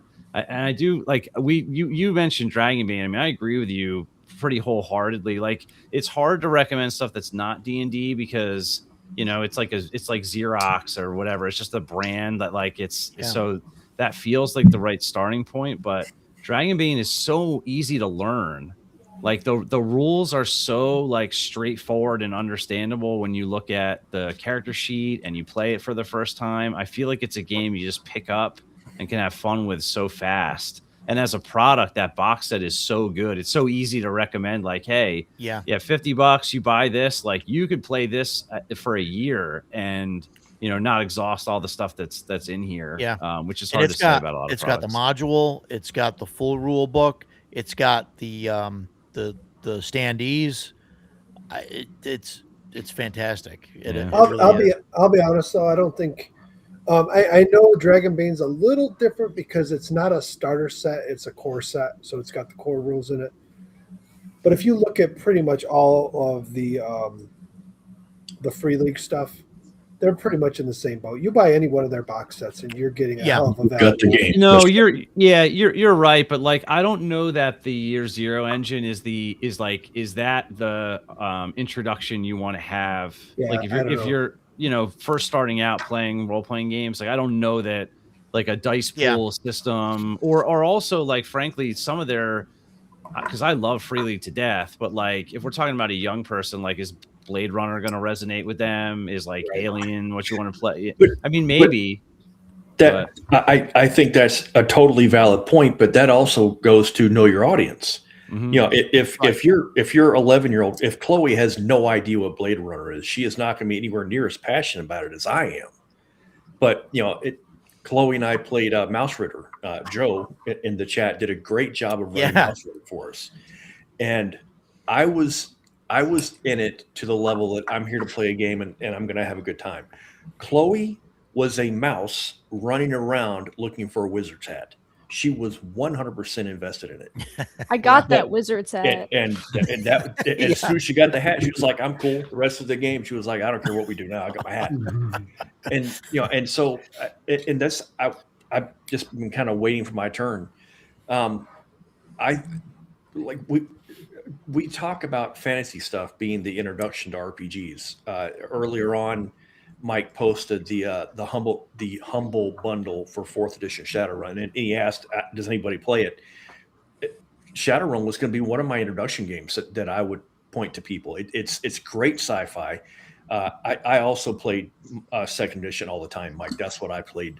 But 4th edition is like a new and improved version of 2nd edition. It's a great addition. Well, so I've thought if you're about interested in Shadowrun. That humble bundle is definitely the way to go. For $90 for all those, or for $25 for all 90 of those books. Yes. Yeah, I think it's worth it because I'll just use the materials with this. Yeah. So yeah, I haven't And even gone through system this is yet one. much.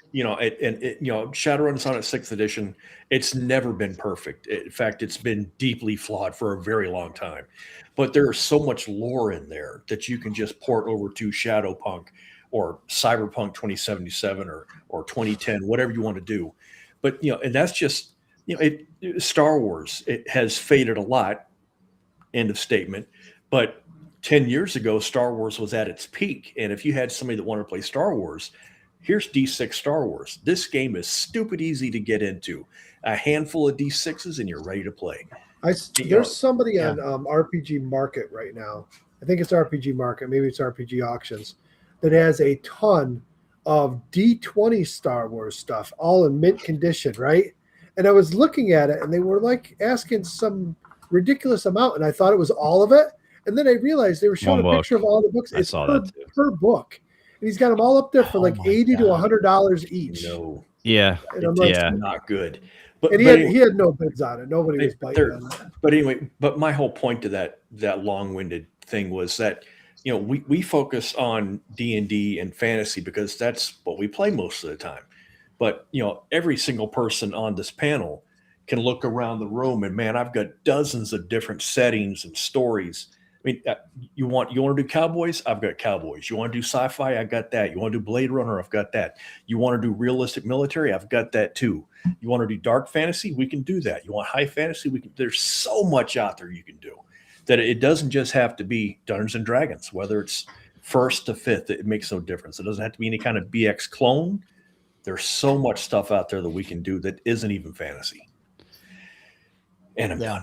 Yeah, no, Well, I think you're spot on with that. I have one of my close friends is like a huge Fallout fan, right? So like if I were going to try to get him into playing something, like that would probably be the game I would run for him, just because you're right. Like knowing your audience, and if there is a license that aligns with something that your friends like, that is a very easy way to kind of get past some of the things that would hold somebody up. But they don't have to know, they don't have to learn any new lore. They sort of already are into that thing. Yeah. I agree with you 100% there. That was for sure. At Rogers Con last year. One of the guys that works with Roger, one of the guys on my team, his son loves Fallout. In fact, Ducato, I think you played with him. It was the Mr. did. Handy with the Ripsaw. Yeah. Ripsaw, I Yep. think is what you guys up calling him. Buzzsaw. Buzzsaw. His first ever RPG, and he was over the moon getting to play a Mr. Handy in a Fallout RPG. And the kid still talks about it. His dad talks to me on a regular basis and tells me what a great time. And like the kid's trying to run games now. Score. That kid is like the perfect example of how to introduce a player into RPGs. Worked out perfectly. That brings up a good point too, Jason. Like, because I was in that game with him, and it was. I mean, I've played with kids that age a bunch, so it wasn't a big deal. But like one of the things you can also do, or you should do, is be obviously super encouraging, right? So he was a little timid at first, which is understandable. The only person he knew was his dad. Yeah. But like as soon as he came out and Buzzsaw the first, whatever the heck it was, I don't remember what we killed the first part of it. I mean, the rest of the table like was 100% in, and we were just like cheering him on. And then it was like he got the green light and he just went with it. Yeah. And I was sitting next to, because it was DM Bloodworth that ran that game, and I was sitting next to Rich, and he started laughing at one point. He's like, I really didn't think that this game was going to be that violent. and the most violent person there wasn't me running a super mutant. It was him playing his Mr. Handy, just buzzsawing every bad guy we came across. It was awesome. Yeah, it's great. Yeah. It's interesting. It's a good time at cons. I think conventions are a good way to introduce people to the hobby, as well. The smaller ones, right? Like don't take somebody that wants to play or is interested in playing. Like don't take them to Gen Con as their as the first convention, but something like CNY or MEPA or something that's small enough. It's not hugely crowded. There's not a lot of and find somebody you know, and again, I'll pat Matt on the back here, but find a DM that's like Matt that is, you know, accommodating for, you know, people of all ages, is used to running for things, can run and runs like fun, exciting games, right? Like I can think, I don't want to point fingers and name names. Nobody here, obviously, or nobody that's even in the chat, but like I've been in some games with some DMs, and you know, Jason knows these stories too, where it's like, oh my God, what is this guy doing? Like it's just, and it just makes the game slog on, and you know, and you know, I like trying to like I could picture bringing somebody new to that and then being like, no, I'm out. Yeah. You know, never coming back to the game. You know, I was in a 5th edition game at PAX East. It was the year of COVID. What was that? 22, 20, whatever it was. 2020. Yeah. I was in a 5e game with some buddies of mine, and the DM kept stopping because he was texting his mom in the middle of the game. and the three of us were like, what the hell is going on with this guy, man? Like, completely destroyed the game because he kept texting his mom. Good Lord. It's bad enough when the player does that sort of nonsense. The DM was doing it. It would just kill everything. I think it's nuts. I think having an exciting DM is really important, because the last D&D game that I was in, it was like their first time running, and they were really like sticking to the book, and I was like, you just gave me a choice. Either go on the hot air balloon or jump off the cliff. I want to jump off the cliff. And she was like, no, you have to go on the hot air balloon.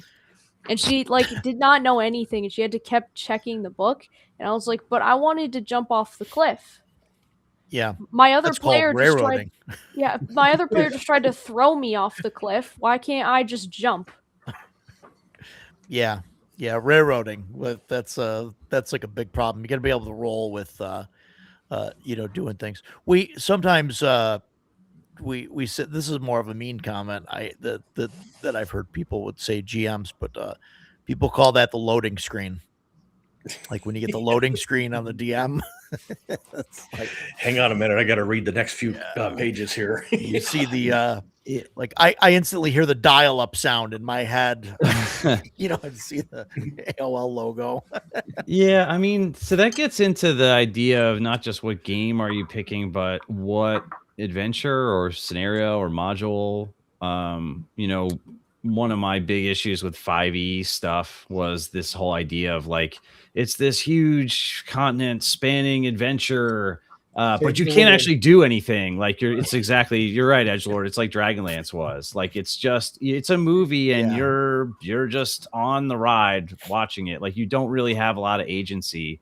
And if you're gonna run something, especially new players, it's like one of the coolest things about running games for people that have never played before is as they start to realize they can really do anything, like they come up with crazy creative stuff that, you know, when you've played a lot of RPGs, you know, you sort of know, like most adventures, like you've into it pretty fast what the deal is, and it doesn't make it less fun, but you sort of know what's happening. And for somebody that's never played before, that's not their experience. Like they have this kind of eye-opening, like, wow, I can really do whatever I want.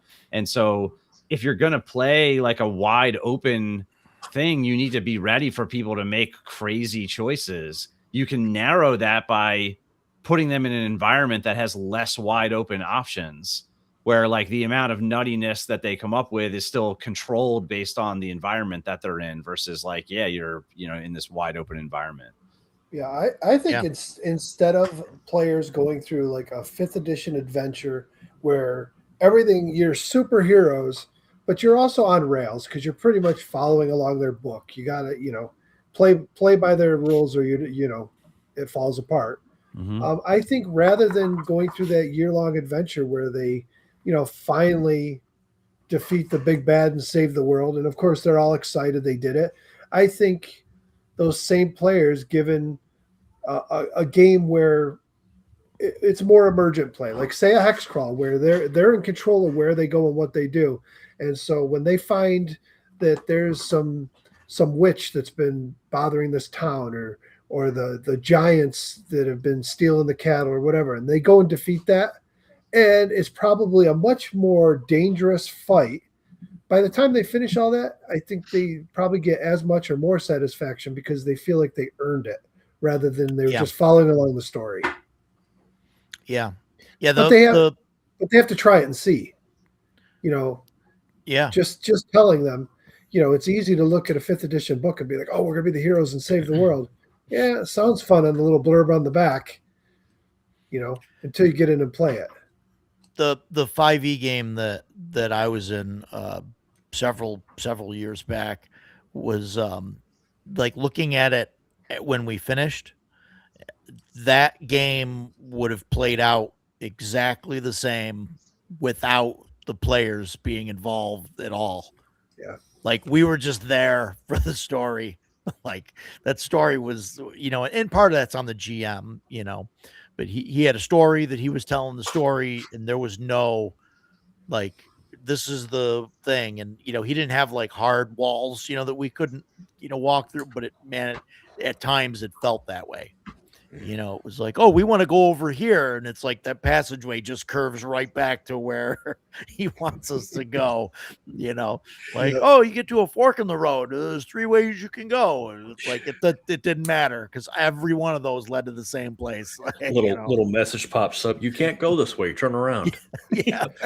This Guess might we're going to turn around. This might be an unpopular opinion, but I feel that's where Dragonlance. I know Dragonlance is hugely popular. I love Dragonlance. I got started reading those books, and Nope. Back in the day, our first campaigns in 1st edition were homebrew Dragonlance. Well, I'll tell you where I feel published Dragonlance missed the mark. They focused too much on the original books, and every story they ever did was, well, you're going to play the heroes and you're going to follow the story.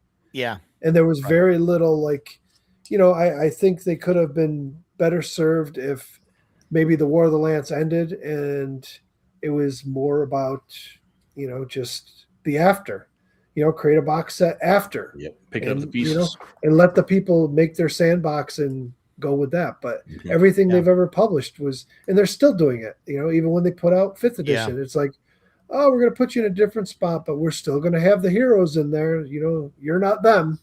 Yeah, some of the Dark Sun stuff had that same problem. It was like, you're running parallel along with the books, except you're like the kind of, here's the sword, great hero. You know what I mean? Like you're just like the sidekicks to that's not a great experience. Dan mentioned Barrows and Borderlands for Fallout style game. Spoilers, but Matt's going to come on next week and talk about Barrows and Borderlands. So, yeah, that'll be exciting. But whenever I say Matt is coming on the show, Chloe is always asking me, which Matt? You know too many Matts. Hey, sorry, quick question because you referenced it earlier. So Streets of Magic, I was reading that over. It sounds pretty, it sounds a lot like, cyberpunk fantasy mashup. Is that fair to say? Yes. Yeah. So like if you were going to get that, if you were going to get that bundle of 4th edition stuff, there might be stuff you could mine for that from Shadowrun if that's the kind of thing you're looking for. Yes. Absolutely. Yeah, probably. Yeah, that's cool. I'm gonna have to look at that Shadowrun. Is that a Kickstarter right now? That Streets of Magic? Yes, it is. Yes, it is. Yeah. It's He when he was on as a guest a few weeks ago, he talked about that, and because that's what I asked. I was like, "Oh, this sounds like Shadowrun." That's exactly what it is. OSR Shadowrun, basically, right? It's his homebrew Shadowrun. I'd be lying if I said I was going to play it as soon as it arrived. I like the guy, and I love Blacklight, as you all know. So as soon as he announced it, I was like, I'll back it. And so as soon as it went live, I backed it. That Humble Bundle, I've got it up on my desktop right now. As soon as the show's over, I'm going to get it. I'm going to give him $30 and get $1,000 in books. Put the link in the PDFs. Go ahead. Put the link in the chat so I'll put it on the stream for the Humble Bundle. Yeah. Okay. I just lost my train of thought. Oh, sorry, I have. Man. No, you're fine. That 4th edition Shadowrun. I used to sail the seas, if you know what I'm talking about. So I have most of those PDFs, but I guarantee you this Humble Bundle is going to have much higher quality PDFs. It's there. Mike Yeah, Mike it's- put it in the chat. I could just yeah, he put it up a while ago. So $30, man, you can't go wrong for that. So, and it's my preferred version of Shadowrun if you're going to play. So there you go. I've done my plug for the night. Yeah. No, fantastic. Yeah, no, I think definitely game choices, is definitely important for bringing new people. And yeah, I think we kind of covered it, right? But like finding an IP or something that person kind of, if it's one person, right? If it's a group, it's hit or miss, right? But like I wouldn't introduce, Chloe to RPGs with Blade Runner or Alien or whatever, like, because she doesn't have that connection, like, you guys didn't see Jason the first time he saw the Blade Runner game at the table, but oh my God, he was like, he was like a 6-year-old the first time he I went was a into a kid in candy a candy shop. store. I certainly was. There was a holy light shining down behind me on the game. Boy, yeah. But yeah, and I mean, beside the fact, right? And I think it was maybe Paul that mentioned, or what it's been mentioned a couple times. The Year Zero engine is probably a bad introductory system, to learn. It just seems you continuously like roll and have more dice and get worse at at things.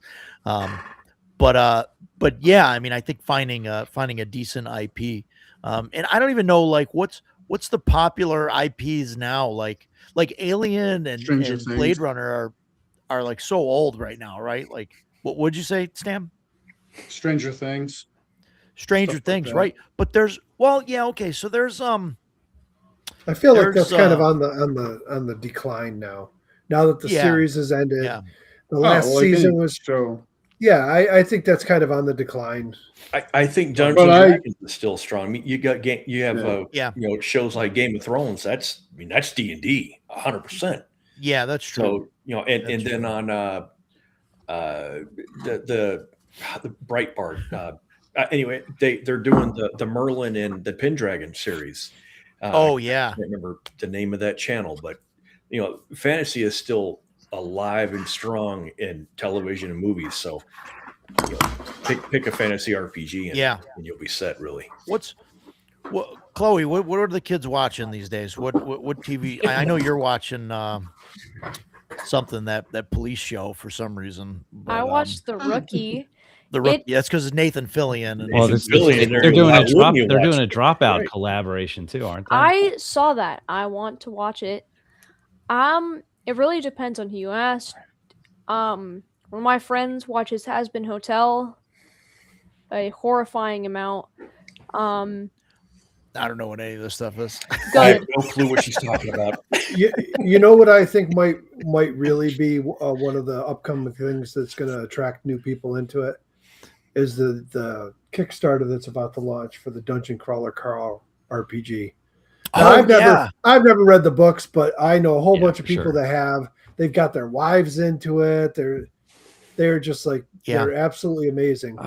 And of course now they're coming out with an RPG, so I think it's going to be pretty big because those books are very popular. Yeah, I think you're right. I read the first one because they talked about it in Glass Cannon Radio. It was like their book club book. The one month. Did you like it? No, I did not. So my next door neighbor is big into it.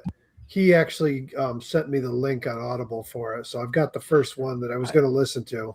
I have heard that that the Audible versions are fantastic. I heard because he does like amazing voices for it all, and Cool. Yeah, I heard that's the way to go. And I also heard that like the first book in a series is maybe not always the best one. I heard it picks up. I don't know. It's just not my. But it wasn't bad. But yeah, I agree though. I think you're right. I think that's like a very weird. It's like a weird reversal that like it's like a lit RPG that like is popular. It's going to bring people into the hobby. I think it'll be another gateway type of game. Yeah.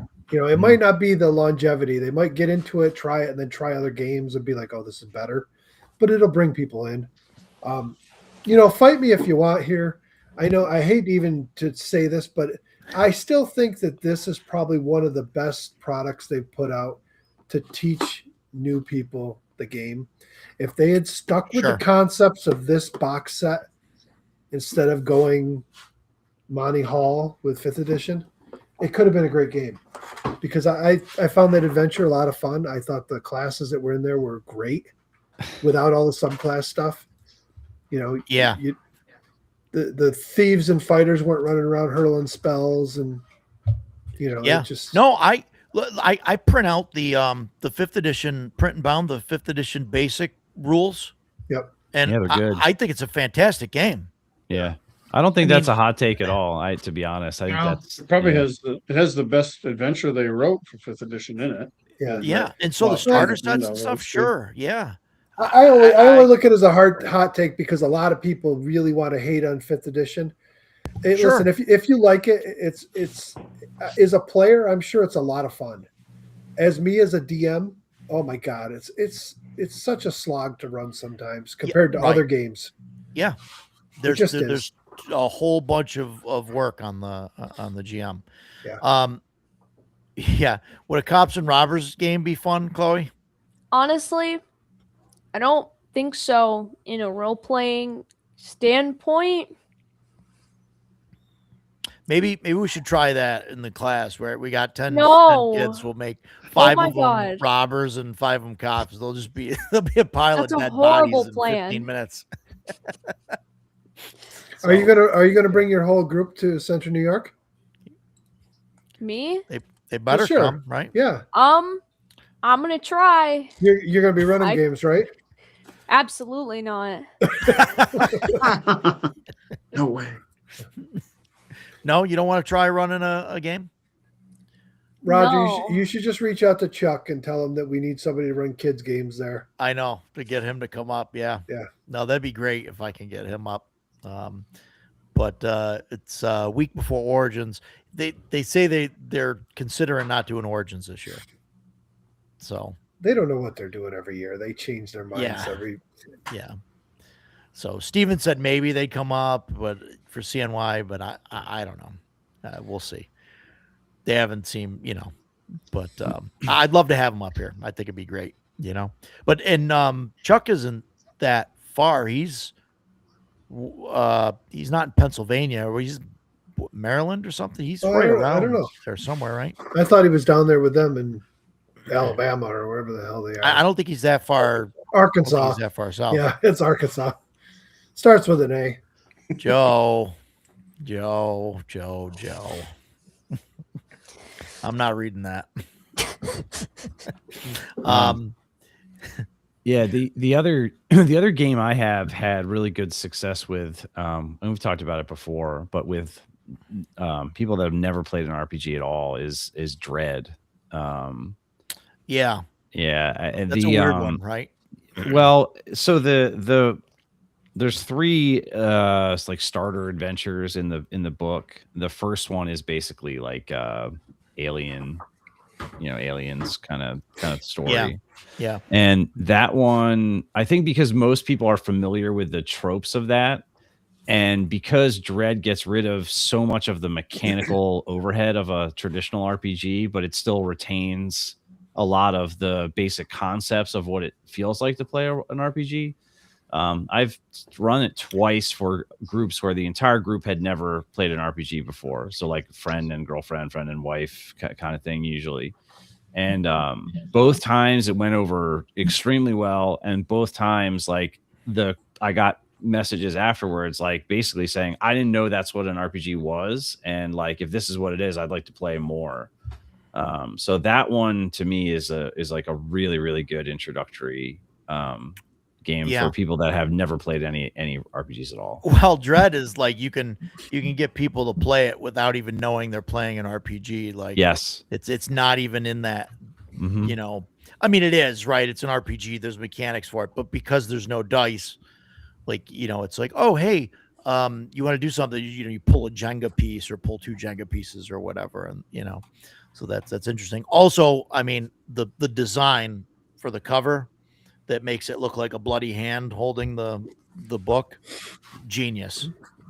I love it. Like the character sheet is like, it's like a a survey of questions. So it's like a cool way Yeah. to teach somebody Yeah. like to think about the backstory of a character and inhabit them a little bit without writing a novel. Like you don't have Yeah. to do that. You can just spend 5 minutes and think about it. And how do you express that at the table, like during the game? It has skill checks without like having attributes. Like it's there. Mhm. It really does an interesting job, sort of like teaching people the basic, like really distilling it down to its like the barest bones that you could, but it's still an Yeah. RPG, and you can come out of that feeling like, okay, I actually maybe want to play something with a little bit more rules overhead than this, and see what that feels like. So Yeah, it's definitely a good stepping stone for people that aren't, comfortable at all. It's interesting, right? Like bringing kids in or somebody like that could work like really well. I mean, I wouldn't necessarily bring in Jeff is a good example. There's this guy Jeff that played with us for a little bit. He was like he's into video games. He's played like all the Diablo games. He was into like Game of Thrones and like all that stuff. And he was playing Hero Quest with us, and then he would he came over and I was like, yeah, you want to play in an RPG? And he's like, oh, I don't know about all that. And I'm like, Jeff, you're literally playing the barbarian in Hero Quest. Every time you roll the die and you're attacking, you're yelling something anyway. Like you're going, I get him with my axe. I killed him. And I'm like playing RPGs is like, you're doing exactly that. Like there's no like, there's no step up here. This is just a lateral, just moving laterally. And he had a blast with it, and players like that, I think, are fantastic because they don't always know they don't know the character sheet, right? They don't know what they're capable of or what they can do, or like, oh, these are the buttons I can press, right? They're just, and they come up with all the crazy, all the crazy stuff to do. yeah, So, I mean, again, like Dread, the character sheet has no skills or attributes on it at all. So Yeah. none of the Yeah. answers are on your character sheet, right? So it's like a good way to teach somebody Yeah. not to crutch on that, because it just doesn't have it at all. It has Yeah. a role like the different, like the alien one. It has, there's like a medic and a scientist and a soldier, and so like people sort of naturally kind of inhabit these like archetypal roles, but they're not defined by abilities, skills, attributes. So yeah, no, it's definitely cool stuff. Yeah. There's a whole chapter on making the questionnaire and all of that, and everything too. Yeah, it's like really good there's stuff. so that's another angle I've shot, like so Halloween, right? Like you play spooky RPG in Halloween, Yeah. spooky season, like you've got the pirate Borg stuff going there, right? Like Yeah. there's the Speak Like a Pirate Day is like a thing. So it's Yeah. like, if you have friends that are into pirates, like, hey, you want to play this pirate game? Like there's sometimes ways to sort of piggyback off that kind of stuff and use a game to express that. Yeah, absolutely. Yeah. Talk Like a Pirate Day would be awesome to do a pirate Borg thing. I don't know if I could run a game in pirate speak. That'd be interesting. Yeah, but you wouldn't have to. That's for your players to do. Except I would make it a point to go up and talk to every single NPC. Every NPC.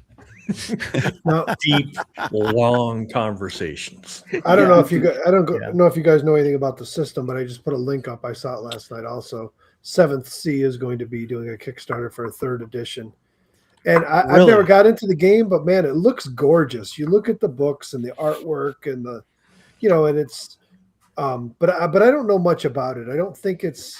I think it's less of a fantasy and more of a.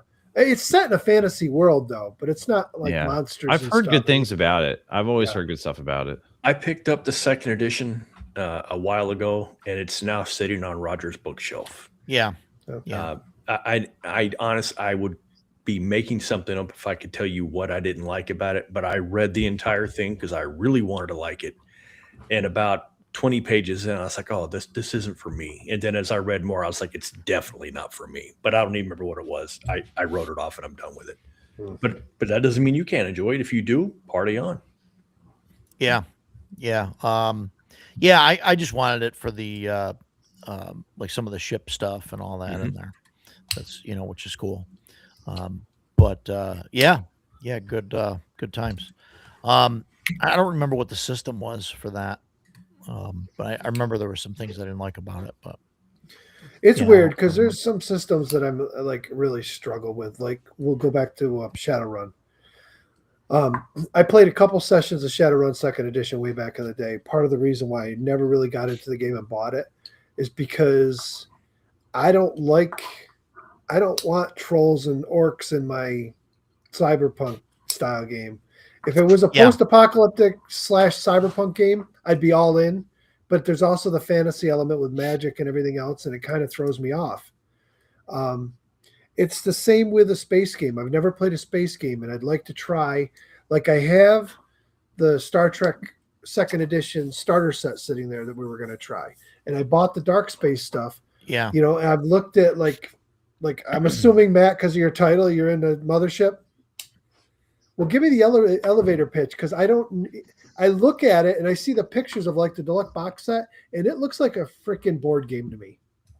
Well, that's somewhat No. intentional. So Tuesday Night Games kind of cut their teeth as a board game company. Like Two Rooms and a Boom is their game, and they had a couple other games. That's actually like where they got started.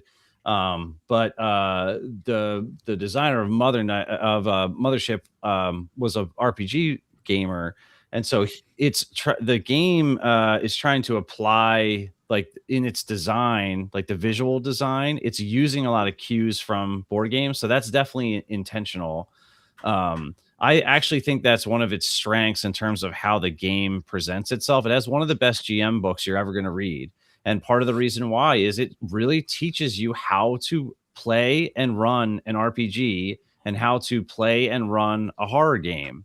And it uses actual play examples, and it really defines things in a way that is much better than most RPGs. It's not doing that stupid 2-page, what's an RPG, that doesn't really is boring for anyone that's Right. played one, and doesn't actually teach people who have never played one anything. Right. It's not doing that. It talks all about like how to build suspense and mood, and like and they even get into like why there's no stealth mechanic. Like they talk a lot about these are the principles that we use to make the game. The game itself is really like the rules are sort of a distillation of something like Call of Cthulhu. It's a percentile roll under skill system. The character sheet is awesome. It's a flow chart. It takes you right through like how to make a character right on the sheet. Yep. But the thing that I like the most about it is just some of these games, like Shadow Dark is a great example. Some games just sort of catch like the right people's attention. And Mothership is one of those things where it has over 700 third-party supplements out. Some of them are not good. A lot of them are really good. And like the system's been applied in all kinds of different ways. You want to do a crazy mega dungeon that's full of creepy androids, like an android factory that was left to its own devices for too long and it's full of creepy androids. They have that. They also have lots of little trifold like modules that are designed to get in and get out in 2 or 3 hours. So, there's like there's a neat, what's the Zelda game where like you reset? Is it Majora's Mask? I forget the one where you reset. There's like there's a Mothership module that's like that, where like every 10 minutes you're in a time loop and it resets. Really? Right. So you have to Groundhog Day your way through this thing, like getting a little faster each time to figure out how to get out of the time loop. It's really creative. So like, any kind of space horror that you think you might want to run, Mothership can do that. So now like I will say it's like the Tom Cruise movie. Yes, yeah, exactly. Yeah. That's right. Every time he dies, he's reborn on the same day. Yeah, that's actually a great movie. Yeah, so I mean, I'm a big fan of it. I will say, like, you have to be okay with it not being a power fantasy kind of game. I think unlike Delta Green or Call of Cthulhu, where there's that thing of your character. When the first session you play your character, in a lot of ways, that's the best they're ever going to be. Yep. Right. There are like you can level up skills and stuff like that in those games, but like your sanity and eroding sort of makes you like weaker over time. Mothership doesn't really do that. Like you're going to reset your stress pretty effectively in between missions. But there isn't a ton of advancement. Most of the advancement comes from like you get credits and you use the credits to get better gear, and you could get a ship and outfit your ship, and so the advancement is more about like gear, getting better gear than about your character necessarily leveling in any kind of way. But I do like it. I think it's a lot of fun. I don't know that I'd want to run a campaign of like, I could see doing certain like connected adventures or doing some of the larger ones. They have sandbox worlds or mega dungeons. I don't think it's a game I would run the same group with the same characters through for a year or something like that. That's just not what it's designed for. But for what it is, I think it's really well made. I think that's why I bit the bullet finally and backed Dark Space, because I do feel that running on the Shadow Dark engine, you can play it as a long campaign. Mm-hmm. It's designed where it can handle that. Yeah. I don't know. We'll see. We'll see when it gets here, because I've never played one of them. I've wanted to, but I can never find the one I really want. I mean, yeah, we've all seen the Aliens movies. Some of us are more gung ho about them than others. To me, they're the kind of movie I watch every time they're on, but I won't seek it out to watch it. You know what I mean? It's like one of those things. I guess I've seen it too many times. The nice thing about Mothership is, you're not stuck with just that trope. You can do whatever. It's a cool game. I played it a couple weeks ago. Yeah, but that's really nothing new. I mean, like Savage Worlds, it's the same thing. Sure. You can apply that to anything you want. There's lots of systems out there that do these things now. Yeah, I mean, Mothership is sort of, it's like there's some debate about, is it an OSR game? Because it's not a retro clone. It's not using a D20 system. But like I know. But in how it feels, like the community and the way it plays, it has that sort of feel to it. It's like an easy to learn system. It's easy to pick it up and start playing, and it has lots of community support. So and similarly, like you can download the player's guide for free. Like if you want to just get the player's guide, they give it away. I'll check it out. Yeah. Maybe I should actually read this at some point. I backed it. Oh, there you go. I backed it and I forgot it was even coming. It just showed up one day. Mothership is definitely not OSR, but can I OSR adjacent? Yeah, go ahead. Can I interrupt with a prop? Something Matt said a few minutes ago. He talked about you open up the first page, and the first thing it says is, "What is an RPG?" I talked about I got my Legend of the Five Rings, 5th edition or whatever it was. One of the things I didn't like. Check this out. The very first page. Yeah. What is a role-playing game? What is a role-playing game? And I was like, just don't need to read that, man. They all do that. Ken has a good point here. If Mothership is a nice dinner, Savage Worlds is like eating finger paints. I don't know about that. Listen, Savage Worlds is a good system. There's a lot of ways you can apply it. Yeah, Mike, some people like eating finger paints, and that's okay. That's okay. They're non-toxic. It's fine for you. If that's what you want to do, you do it. Well, we know you were licking lead paint back in the day. So back in the day, I'm still doing it now. Still doing it. Still doing it now. Every time you go into a job, you're like, oh, that's lead paint. Lead paint. Watch this. I need some chips to take home. Yeah. There you go, Edgelord.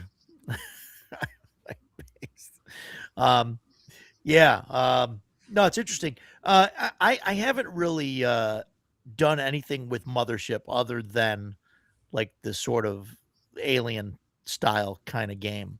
And I think that's really the only, I mean, Matt, we've played some games with you that weren't exactly alien, the Mothership Blues one or whatever there, but that's still like a weird space horror kind of vibe. Do you think you could run like just a generic sci-fi with Mothership? I mean, I don't know that it would excel at that, just because I don't know that it has the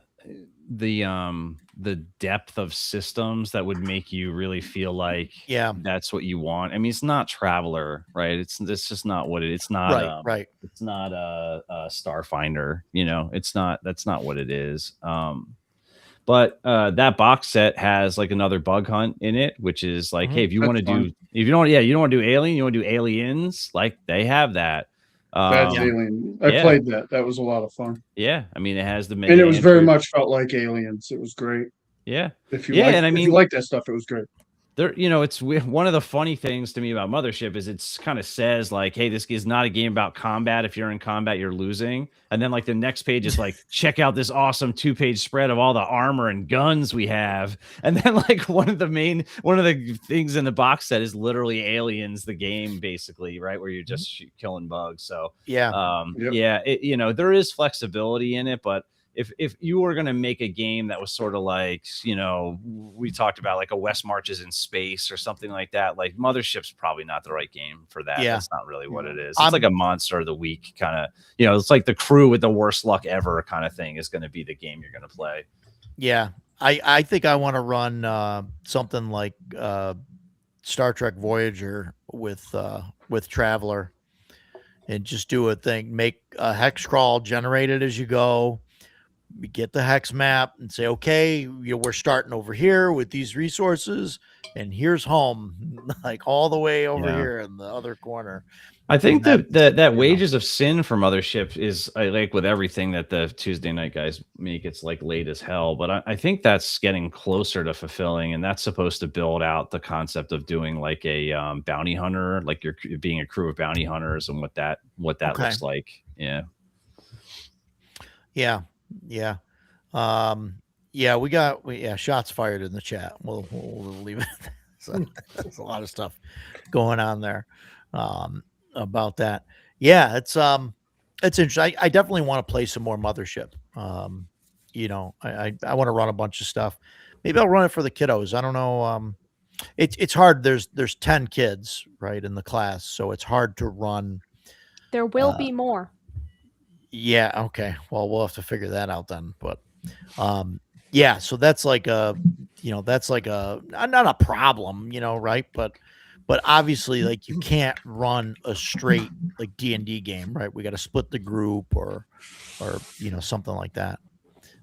So yeah, that'll be interesting anyway to see that. So, yeah. So yeah, I definitely think Mothership's a good game, for new players, especially if they're into that kind of horror space kind of thing. What Well, else so is, like- the thing with Oh. Mothership that can be challenging because I've had it go really well with new players. I've had it not go very well, and the thing about it is your characters aren't very good at most stuff. So Oh, they're pretty yeah. fragile. yeah, you got to be okay with not being successful all that often, and you have to be okay understanding Sure. that like things are very fatal, and that can be hard for new players to wrap their head around. New players, my group would, especially the one that was here this week that just, he complained about the puzzle trap, like, and he couldn't, oh, that's not solvable. Well, sure it is. Just use your brain. It may not Yeah. be solvable today, but come up with a way. And if you can't, so be it. Move Yeah. on. You missed it. It's Right. not something you're able to accomplish. So he is definitely one of those players that would not. He doesn't like.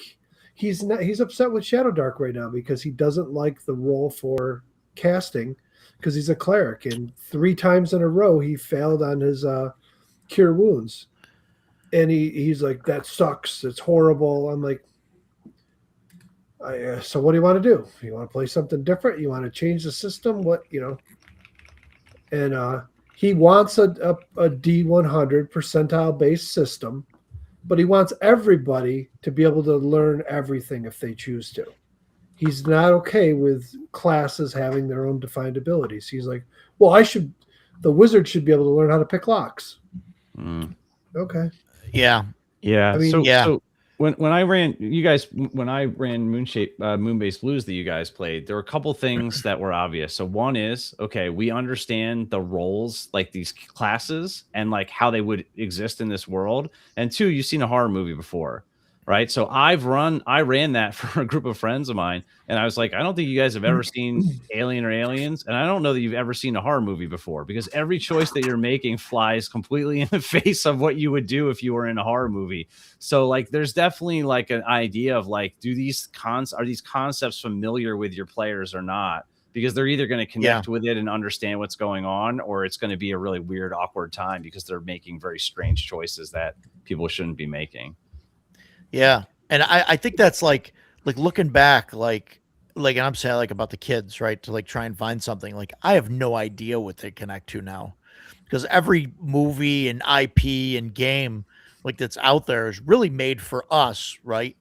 Like because companies know, right, when people hit their 40s, like generally they're already settled into life, they have a decent job or whatever. They're not, they're not Disposable income. broke college kid, right? They got the disposable income, right?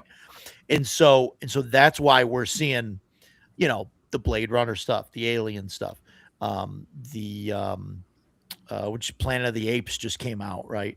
Like I think all that stuff, and it's stuff from our childhood or whatever Our coming day, back. yeah. Yeah.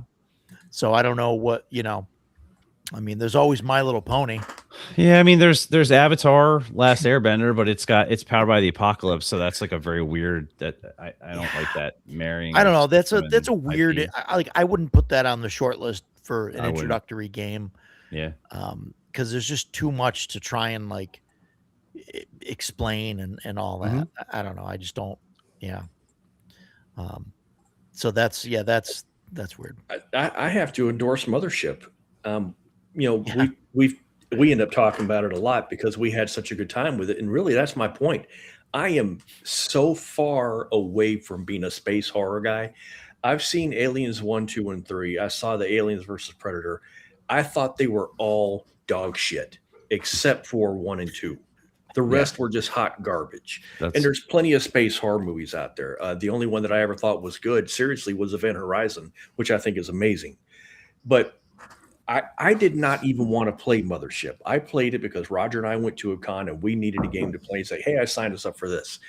I have not had that much fun in an RPG in a really long time. Everything about that game either made me laugh because it was just exactly like Matt said. Every single decision we made was like, well, this is going to get us killed. That's what's going to happen. and we Forrest Gumped our way through both scenarios and somehow made it out. And I look back at it, and the whole blues thing. I keep forgetting the name of it. The whole time, my character was like, "Please, just let us get to the spaceship, please." He's an old man. He's like, "I'm getting ready to retire. I just want to get out of here." And Roger's character's like, "I got to go fix the toilet." Yeah. And I'm like, I'm gonna, because we were both union. That was our characters. So I'm like, Teamsters. I'm gonna go with them and I'm gonna help fix the toilet. And the funny thing was though, Roger and I would go fix the toilet, and the other 3 players like, I'm gonna go investigate the blue light. And they end up getting shot to pieces by the crazy people. And Roger and I are like, whew. Over and over and over. But it was just stuff like that you don't find it in other RPGs. And it was so over the top that I was like, this game is freaking awesome. Yeah. And you don't have to be a space horror guy to enjoy this game. It's worth playing. I think it's a great introductory system. Yeah. But Paul, it seems like big surprise. We disagree. I get it. Like Monster of the Matt. Week, right? Like I think Monster of the Week could be a decent intro game because like if somebody likes Supernatural or X-Files or like there's a million Supernatural like kind of shows that are out there. I mean, it's channeling all of that. My challenge has been I've only played Powered by the Apocalypse once with someone running the game where I felt like they really ran it well and had their arms around it. Like, and I still struggle with the idea of like when I think about, hey, maybe I'll run one of these games. Like, it is sort of like almost like a parallel universe kind of thing. It's just is very different than all of the games that I've sort of ingested and not had a problem with. And what's weird is like the Forged in the Dark, I don't have as much trouble with. Like, I actually find that easier to wrap my brain around than the Powered by the Apocalypse stuff. I don't know why that is, but I feel like if you had the right person who could run it the right way, yeah, like Monster of the Week might be a good one. And there's probably some other ones in there, like Apocalypse World. There's maybe some content in there you don't want to use, but like it used to be Dungeon World. I mean, Dungeon World used to be the one people crutched on, where they'd be like, oh yeah, you want to play D&D but not play D&D. Like, Dungeon World was the game that people recommended for a long time. So yeah, it's just not I for didn't me, like I it guess. personally, but yeah, I didn't like it. I was just considering like the narrative stuff, like there. I think in the PBTA games, there's a lot more on the players to like get put on the spot and have to come up with the narrative, than just following the story. That's I don't know. That's, but that's what I was thinking of. But yeah, I don't know. For some reason, I can't see the private chat. I don't know. Well, let me open it just in case if you guys are trying to say something to me there. I did. I asked a while ago which Jeff. Oh, Jeff. Jeff, Sis. Thank you. The You Star know, Wars like Jeff. 8. Star Wars Jeff in Syracuse. Yeah, I do. I do know a lot Stop of Jeff. I don't know meeting Jeffs. I don't know if I know more Jeffs or more Stop Matts. meeting Jeffs. I don't know. Or Jeff's. I think this is my time to go, because Oh, is it? I have to take out the garbage, because you Oh, can't, boy. because you'll be here until 10 p.m. Oh, okay. Uh, TMI. thanks. Thank you. Thanks for letting me on the stream. Thanks for coming. Thanks We'll see you to later. the people who Alright, good came to see ya. just to see me. Bye, Chloe. Goodbye. ya. How do I leave? You click with the button that says the leave. Have you guys seen these from Fat Dragon Games? They're Yes. Yeah. So I decided to just start trying to print them today, because their original set was free, and then all their other sets. I think I like these. I think I like these a lot. They look cool. What is that, like So- a moon? No, these are just the Up there, it's regular just the regular field greater. tile with rocks on them. Oh, it's just rocks. So, Okay. so they're Alright. going to get sprayed brown, dry brush brown, dark gray rocks, dry brush rocks, and then flock the whole thing. The nice thing is they make edge tiles that go around it with Yeah. using the Dragon Lock clips. What I'm going to do is actually make a whole board that fits my table with the edge tiles glued onto it, so it's a fixed thing, and then I'll use it to set it up Yeah. so nothing moves, and then I can actually set it up ahead of time if I want, and literally set it in the other side Set of it the room. somewhere else. Yeah. Hey, pick it up and carry it and put it on the table, and it's all ready to go. They look really nice. I saw some guy on the Fat Dragon Games thing that printed a whole bunch of them, and they were all flocked and painted with the river and all that stuff, and they looked amazing. And today he just released the cobblestone tiles ones, Oh, cool. the cobblestone road. So I'm going to print them and see. And I figured, you know what? These took me like 7 hours each. I got 2 more going. I'll do another set of 4 tonight. They don't take me that long. They don't cost me that much to print. And if I don't like them, I'll bring them and put them on my booth at Central New York and see if somebody wants, I'll just sell them. That's all.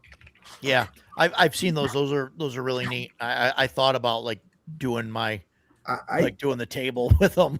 I do think after that one guy showed his picture of his whole table with them, they look way better than putting down a neoprene battle mat.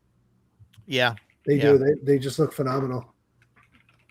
Yeah, that's cool. Yeah, I don't know. I've been looking into doing some neoprene, battle mat stuff. I do that for Andy. Yeah, I mean, I do that for like Gaslands and stuff, but I kind of like having the just rolling it out, but Yeah, we'll see. that's true. So, yeah, you use a lot of battle mats, Takato? Yeah, I mean, depends on what I'm doing. I mean, there's one on the table pretty much at all times. Like Monster Fight Club makes some good ones. They're 2-sided, which is nice, and they come in different that's cool. sizes. I got the biggest one they made. It's like a grass forest. You can use it for anything like that. It's pretty nice. And then I think the other side, I've never really used the other side, maybe once. It's more of a brown earth tone thing, and I have a couple others. But yeah, Mine it's are pretty all handy. 4 foot by 6 foot big neoprene battle mats. Yeah. I And have a few smaller ones, but then And- those were like early ones I got, and then I just Yeah. got bigger ones as, And as the my only- table got bigger too. The only one I have with a grid is this gray dungeon one that I use. And I bought that one with a grid because a lot of times I just use like blocks and whatever to make the walls, so I can just pop down a dungeon easy. Yeah. All of my outdoor ones, I don't go with grids on them. Me either. Just a I'm proper thinking about grid. not going with grids for dungeons and stuff now. Yeah, Okay. I'm getting out of it. It's easier to just approximate. Can I do this? Sure.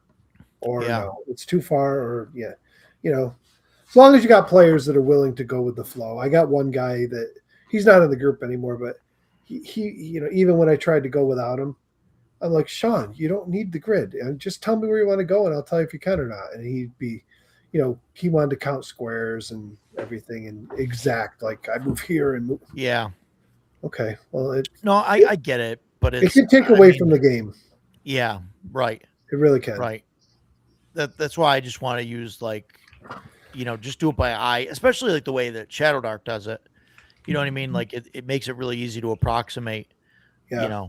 I'll tell you, close in playing the Shadow Dark, I am missing some aspects of 2E, and that's because of the fact that I've run 2E for 30 plus years. Sure. But I think about it, and I'm like, well, if I were to start another 2E game, this guy is going to be wanting to stack strength, and this is this, and and all the little things that Shadow Dark doesn't even deal with. I'm like, I don't want to go back to that. I don't want to I've got the guys. I got to play the fighter, and I got to get my 18 strength, and I got to specialize in this, and I don't know. There's too many things they worry about that take away from the game. Don't really help it. Yeah. Yeah. I mean, obviously, every player wants to be as good as they can, so I understand it, but it doesn't help the game. Yeah, but there's a point. I think there's some players that kind of thrive on the fact that they're not, that they don't have 18 in all their stats or whatever. There are some. You know what I mean? It's like, but there's also some that's fun to play. There's some that think. don't find the game fun at all unless they have that. Sure. No, I understand people want to min max or whatever, but I mean that's why 5e or whatever 5.5, I guess we're calling it now. That's the game for them, right? Because that's the game where they can move other pieces around and say, okay, this is what I want to do, and I'm Still gonna, not as bad as 3.5 was. Yeah, I think 3.5 is slightly better than. Well, it might be overall, but was it's better. way rules heavier than 5e. Yeah. Oh yeah, for sure. Oh, absolutely, absolutely, yeah. Especially with the addition of all the books and everything else. Yeah. When we came back to playing 3, they had already moved on to 4th edition and soon to be 5th edition, and we were going to hey, let's try out 3.5. And we were looking at the books, and I'm like, oh, let's try Pathfinder. It's 3.5 plus. And then we started looking at all the books, and it's like, how many players' handbooks were there? How many DMs guides were there? How many, there's just so much to it. We were like, this isn't the game I remember. Well, Paul, do we agree on something? Hang on. There's got to be something in here that I disagree with. Big fan of Shadow Dark simplicity. Anybody that cries over Ancestries not having stat bonuses should just skip it. No, I agree. I agree. Plenty of options. Yeah, absolutely. I mean, if people want that stuff, I mean, yeah, I get like people don't like that. Oh, no, nobody can see in the dark. Just the monsters. I think that's amazing. I do think too. That's awesome. I do too. I love it, and I know people cry about that. Or yeah, Ancestry should have stat bonuses or whatever, but you don't really need them, right? Because you get on your level ups. On the odd levels, you get to roll on the thing, and you could get stat bonuses for the stats appropriate for your class, right? So, I think it's fine. Yeah. Wow. So I think we're full agreement on that, Paul. I do hope that Kelsey doesn't take the Troll Lord Games approach. I think that a couple years down the line, she looks at what works and what doesn't, and comes out with a solid second edition. Make it compatible, but improve on it, rather than be like Troll Lords and be like, nope, we did it. We did it on the first try. No, you didn't. Yeah, I mean, I don't know if this is a good topic for this particular show, but I think it'd be a good thing to think about at some point. Like, I'm struggling with that already. Like so the Shadow Dark core book has a lot of it is really GM stuff. It's Yes. like content generation, Yeah. right? And then you have these zines coming out that have like a lot of player facing information. They're spread across 6 zines. And then you have more GM content creation and rules around like travel and stuff like that. I think at some point she's going to need to take those books and reorganize them in a way that makes more sense, because it feels like that stuff is just really scattered all over all these products now. That's just my opinion. I agree. Yeah. Take all those books, right? Combine them all, split them into 3 core books or 2 core books. Let's see. You know, if you look GM's at book, player's book, go ahead, Mike. you know, it's funny because if you look at Shadow Darklings, you know, it's an easy way to just put it all together. If you go to like create a character and you just look, there are trying to think what the so in the core book you have 4 classes. In Shadow Darklings, which is a compilation of so I see the Paladin's not even in here. So the playtest stuff isn't in here. Necromancer's not in here. But you've got Bard, Basilisk Warrior, Desert Rider, Fighter, Knight of St. Yidris, Pit Fighter, Priest, Ranger, Rascadai, Sea Wolf, Seer, Thief, Warlock, Witch, and Wizard. I know there's at least the Paladin and the Necromancer. And then there's 2 more that supposedly, I think from the Kickstarter, are going to be like live stream created with participation. That's a lot of classes, but they're not in the core book. And a lot of them are very specialized. Like I wouldn't allow most of them in a regular campaign because, you know, they're specialized towards the zine they had. Yeah. And I agree. I don't like having player facing stuff and DM stuff together. I mean, it's like if my players want to go out and buy the zines, I'm going to struggle to run any adventures out of it because some of these guys just can't help themselves from reading that stuff. You know? Yeah, right. I think there's something to be said about the initial book and having a single compact tome that does all that stuff, and it's simple and it has those core classes. But I think she's going to have an issue with like, and also the zine thing.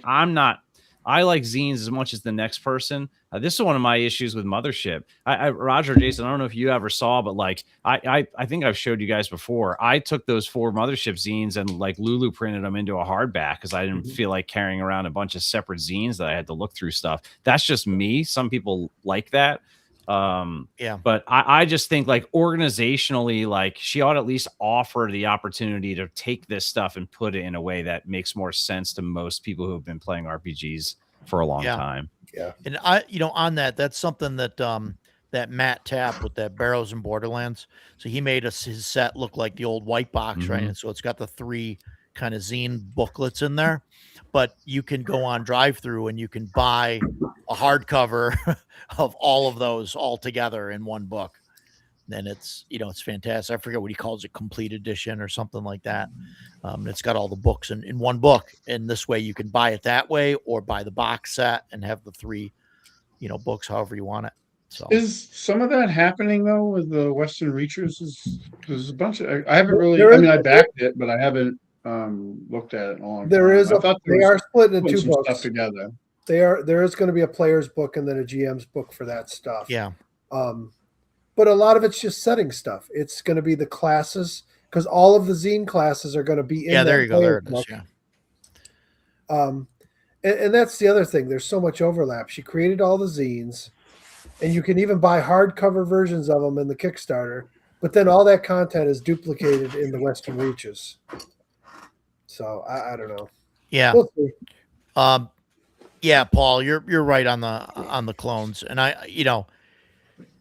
it's interesting, right? Like you see all these clones come out, and they're all they all have like 1 or 2 rules that are different from from the previous one, and that's just the house rules that somebody's using.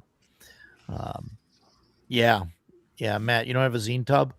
I've been 3D printing for Joe because he's got a ton of zines and stuff. I've got a bunch of just like these little zine holders, like little magazine holders, whatever, for the size of zines in different colors. I gotta look into something because it's like they're just. I don't know what to do with them, man. They're just. I don't know. Well, Yeah, no, yeah, Closing right. in on me, man. The problem is if you put them on They're a shelf, everywhere. they're so small and they're just folded. So you put them on a shelf, you don't know what's there until you pull it off the shelf to look.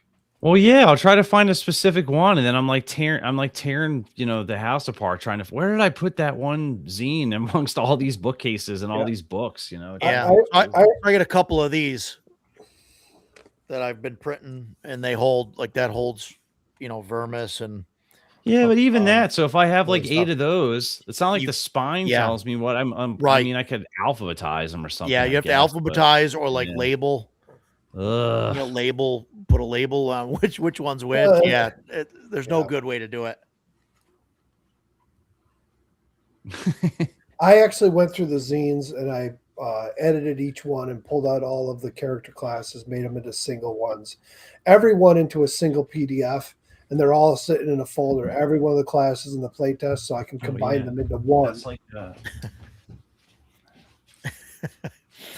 Yeah, Joe, so the official GM Rogers scene Look, holder. yeah, so like maybe for- your neighborhood. Like if you guys have done any of the Stennard stuff, like that's how Nick does all these Stennard character classes. Like he just each of these classes is like a little zine Yeah. that has like just that character class's rules in there, and it's awesome for playing with him at cons because he'll be like, "Oh, you're the proselytizer. Yeah. Here's your little booklet," and you get everything. But like at home, if I'm trying to run this freaking thing, I got like a, it's like right. this clutch of like, man, are you gonna make a even if you don't print it, just make a PDF that merges all this stuff together into one thing that I can, as someone running a game that I can use to manage it. I don't know. Maybe it's Yeah. just me, I'm still not a huge fan. I know a lot of people love it, but I'm not a huge fan of the A5 format. I don't. The books are super thick. I would prefer to just have a standard size book, black and white. I don't know. Give me the one E I player's wish- handbook. Put it, I wish they were all A5 size. I don't. I kind of. I hear you. I think there's like there's like a limit. Like I think Shadow Dark is like this is like the limit. That's as big as I Like, can if it- get. Yeah. Right. Like I couldn't imagine like Joe Block's game. I mean, he's got 2 books the God. size of DCC. Yeah, or, but that or like the DCC book. Like Can he'd you have to have imagine what one that of would these look with the spells? one of these- Yeah, but listen, not for nothing. I love Shadow Dark, so don't take this the wrong way. But not for nothing, that book doesn't need to be even half of that size. It's like Sure. an elementary school kid is writing their paper. It's like double spaced, large print. Let's but- take up as much space as we can with big fonts. I like it. I can read it without my glasses. Yeah. And I'm not trying to be Yeah. funny. I like that format. I open it up and like, oh, Yeah. cool. Yeah. I can read this. I And- do too. And Ducato and I were talking about this the other night. I love the half size. When I set it on the table, there's still room for my dice and my pencil. It's Yep. it's never in the way. And Yes. I'm not. It's not like a normal size book is really that much in the way. But honestly, man, they are. I I know. really like that. I set it down and then like I've got all this space in front of me. I'm good to go. I think it's a great format. I really do.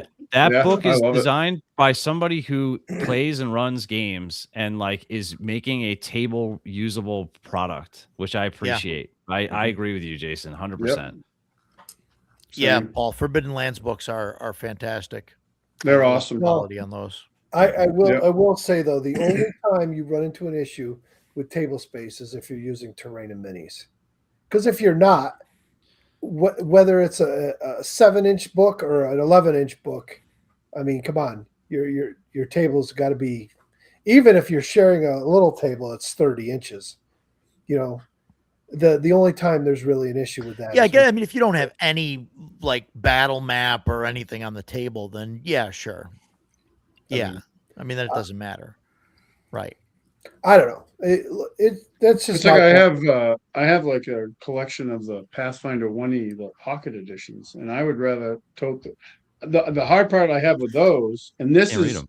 this is right, exactly. The font on that is so small. I will take Shadow Dark any day of the week because I like Jason. I don't need I don't need my reading glasses. I don't need anything. I can just open it up and read it. The Pathfinder books, I use those a fair amount for like resources and stuff, and they're great because they're small, don't take up a lot of space, but they're a pain in the ass to read. Yeah, It's because they I- reduced the yeah. whole thing. Like, Yes. it's Shrunk it page all. for page, right? And I'm like, okay, this is the fine print on a contract. I can never read this. Yeah, Yeah. that was a real moment of realizing my age there because I did the same thing. I was like, oh yeah, this will be easy to put, and I was like, yeah, I can't read this. I immediately Even resold with my it. glasses, Can't read my it. God. Yeah, Yeah. Yeah, I love that. Like OSC, same. They have that A5 size. That's awesome at the table. They It's did awesome. great. Yeah, great format. Yeah. Yeah. So I don't know, Mike, you're on your own with that one. Hey, listen, you guys are all entitled to be wrong. That's fine. yeah. All your not hot takes you preface with like, no one's gonna agree with me this, and then you drop that hot take that nobody agrees with. I dropped it. I dropped it last week, and they all argued with me too. I don't care. Yeah. I don't mind. I don't mind them. The They're just Forbidden not my Lands books, the same. Those are. I think they're a little bit bigger than A5, but They're a little bit bigger. They're nice though. they're beautiful. Yeah. They're beautiful. That was another great deal. I found that I'd never even heard of it, and my friend that owns the local game store, I was talking about wanting to play at some point an exploration game. He's like, "Have you ever played Forbidden Lands?" I'm like, "Never even heard of it." He's like, "You need to play that." And I at the time I found it on Amazon. They wanted like $30 for the box set, and it's like, oh, I'll buy it. And then you get it, and you're like, it's got these two beautiful freaking books, and I was like, holy crap! Yeah, those things are. I buy every But you, Forbidden Land things that comes out. And because I it's was beautiful. the same as Staccato. I was out at Millennium Games out in Rochester, and I saw it on the shelf, and I was like, Free League? How have I never heard of this? So I messaged Yeah. Stan and Roger, and I was like, what is this Forbidden Lands? I have no idea what this is. They told me about it, and I was like, well, I should get it then. So I got it. And when I got it home, I was like, my goodness. Yeah. This is absolutely, again, Free League. Absolutely incredible workmanship. It's beautiful. so you guys Um, touched on one thing about it though. The thing with those A5 books is they will not work unless you're playing a very rules light system like Shadow Dark or Yeah, OSP. right. Because as Yes. soon as you start putting a denser rule system in there, you can't Correct. fit them in that book. The book gets too thick. Well, There's I'm or fine the with that font- because I don't want or it. the- It's a yeah, rules system, so. I mean, OSC is OSC Advanced really a rules light system? Is that where we're at? No, No, I mean I'm- it's not dense by any. it's not dense. It's pretty rules light. If you compare it to AD&D, it's rules light. I mean, I guess. I mean, I'm not trying to play Pocket Warhammer 4th edition or something, but like, I think, I mean, OSC is, I would say, like right of center. If far right is like a crunchy game, like I don't think it's in the middle. I definitely think it's. I wouldn't call it rules light. It might feel like that because it's based on a game we've been playing for 40 years, but it's definitely not. It's not a rules light game. I mean, Shadow Dark's core rules could be in like a 20-page booklet. Well, Yeah. I mean, just to give you an idea, though. I mean, you how is it? It's right here. Paul, I just want to These- read Paul's comment here. These two little thin ass books Yeah. are all of Yeah. that. Right. Right. I mean, that's how much they needed to, Yeah. how big they needed to make these books. Yeah, but it's not just that. Yeah, but they Okay, did but they clarification also and yeah, layout they, and they everything. also took the nonsensical and broken parts of that and reorganized it and made them make Yeah. sense for somebody that speaks normal English. So I mean, some of that is like purposeful work to make what was in BX more gameable and more accessible to most and people without having to reference anything else. In OSC, my opinion, they're like the gold standard for layout and format. Oh, I think it's fantastic layout and format. I'm just saying that they took those two little books and managed. I don't want to say condensed it because they Yeah. actually expanded it into that. I Well, it think also there- yeah, has but isn't there AD&D what- stuff in it too. Now I think that's I that- don't know. Yeah, but that makes it bigger. yeah, you're right, but that's Come on, only like 10 pages in the whole book.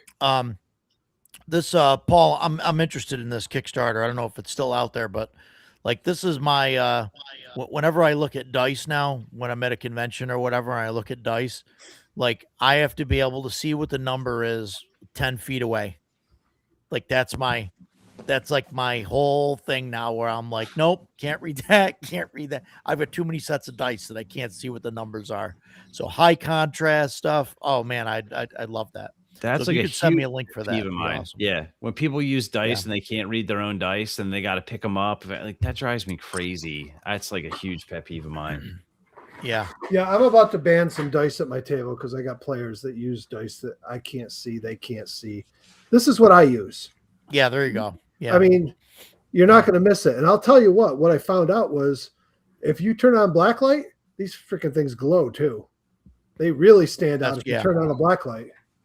Yeah. No, then that's like my standard now for dice. Like I got to be able to read them across the length of the table. Like it's not worth it, you know. So yeah, yeah, BX is OSC, yeah, classic fantasy. Yeah, I mean there's a lot. I mean there's something to be said, right? Like Mike, you were saying about the stuff, right? Like if you take basic, right, BX, like that's this, right? And this is, you know, full size, you know, and it's only, you know, so I mean I like this. This isn't a bad format, I think. But I mean I think there's something to be said about the OSE books, you know, being the small format. Yeah, don't get me wrong. Like I said, I like them. I like the Shadow Dark books. I like the OSE books. I love the way that they're laid out. Although OSE is laid out way better than Shadow Dark, I do agree that Shadow Dark is kind of, even in the core book, I think some parts of it are kind of all over the place. You know, you've got a section about game mastering, but then a section about running the game. Yeah. You know, it's like they could have really been combined.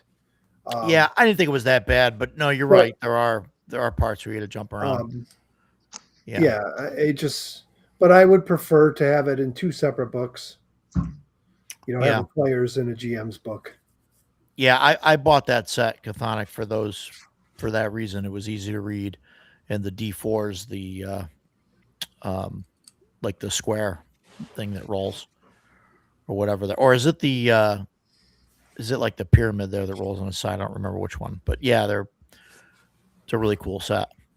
It's like 1.5 times the size of a normal D20 or dice set. Not quite double. It's pretty cool.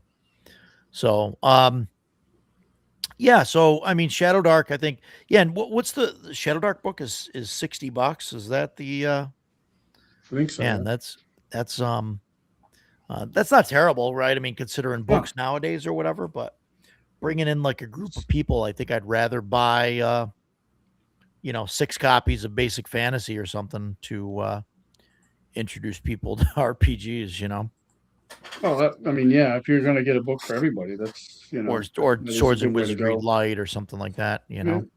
Yeah, but you say that, but we played Basic Fantasy, and sure, it was cheap to get into. But how long did we play it before we said, "Okay, enough of this. It's time to move on to something else"? I mean, enough though. I mean, enough.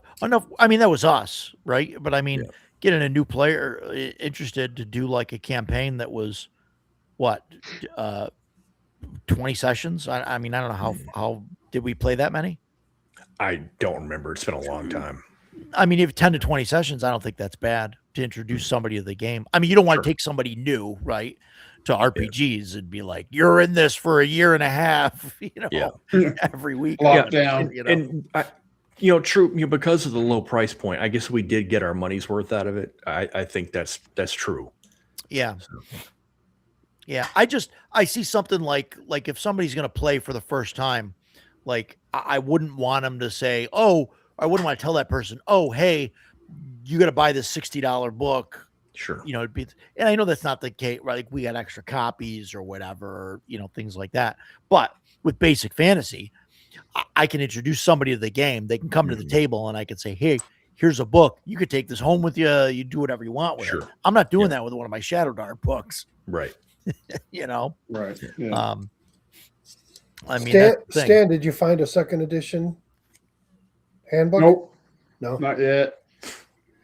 I had asked him about it. He got back to me and said that he looked through his boxes. He didn't have one in there.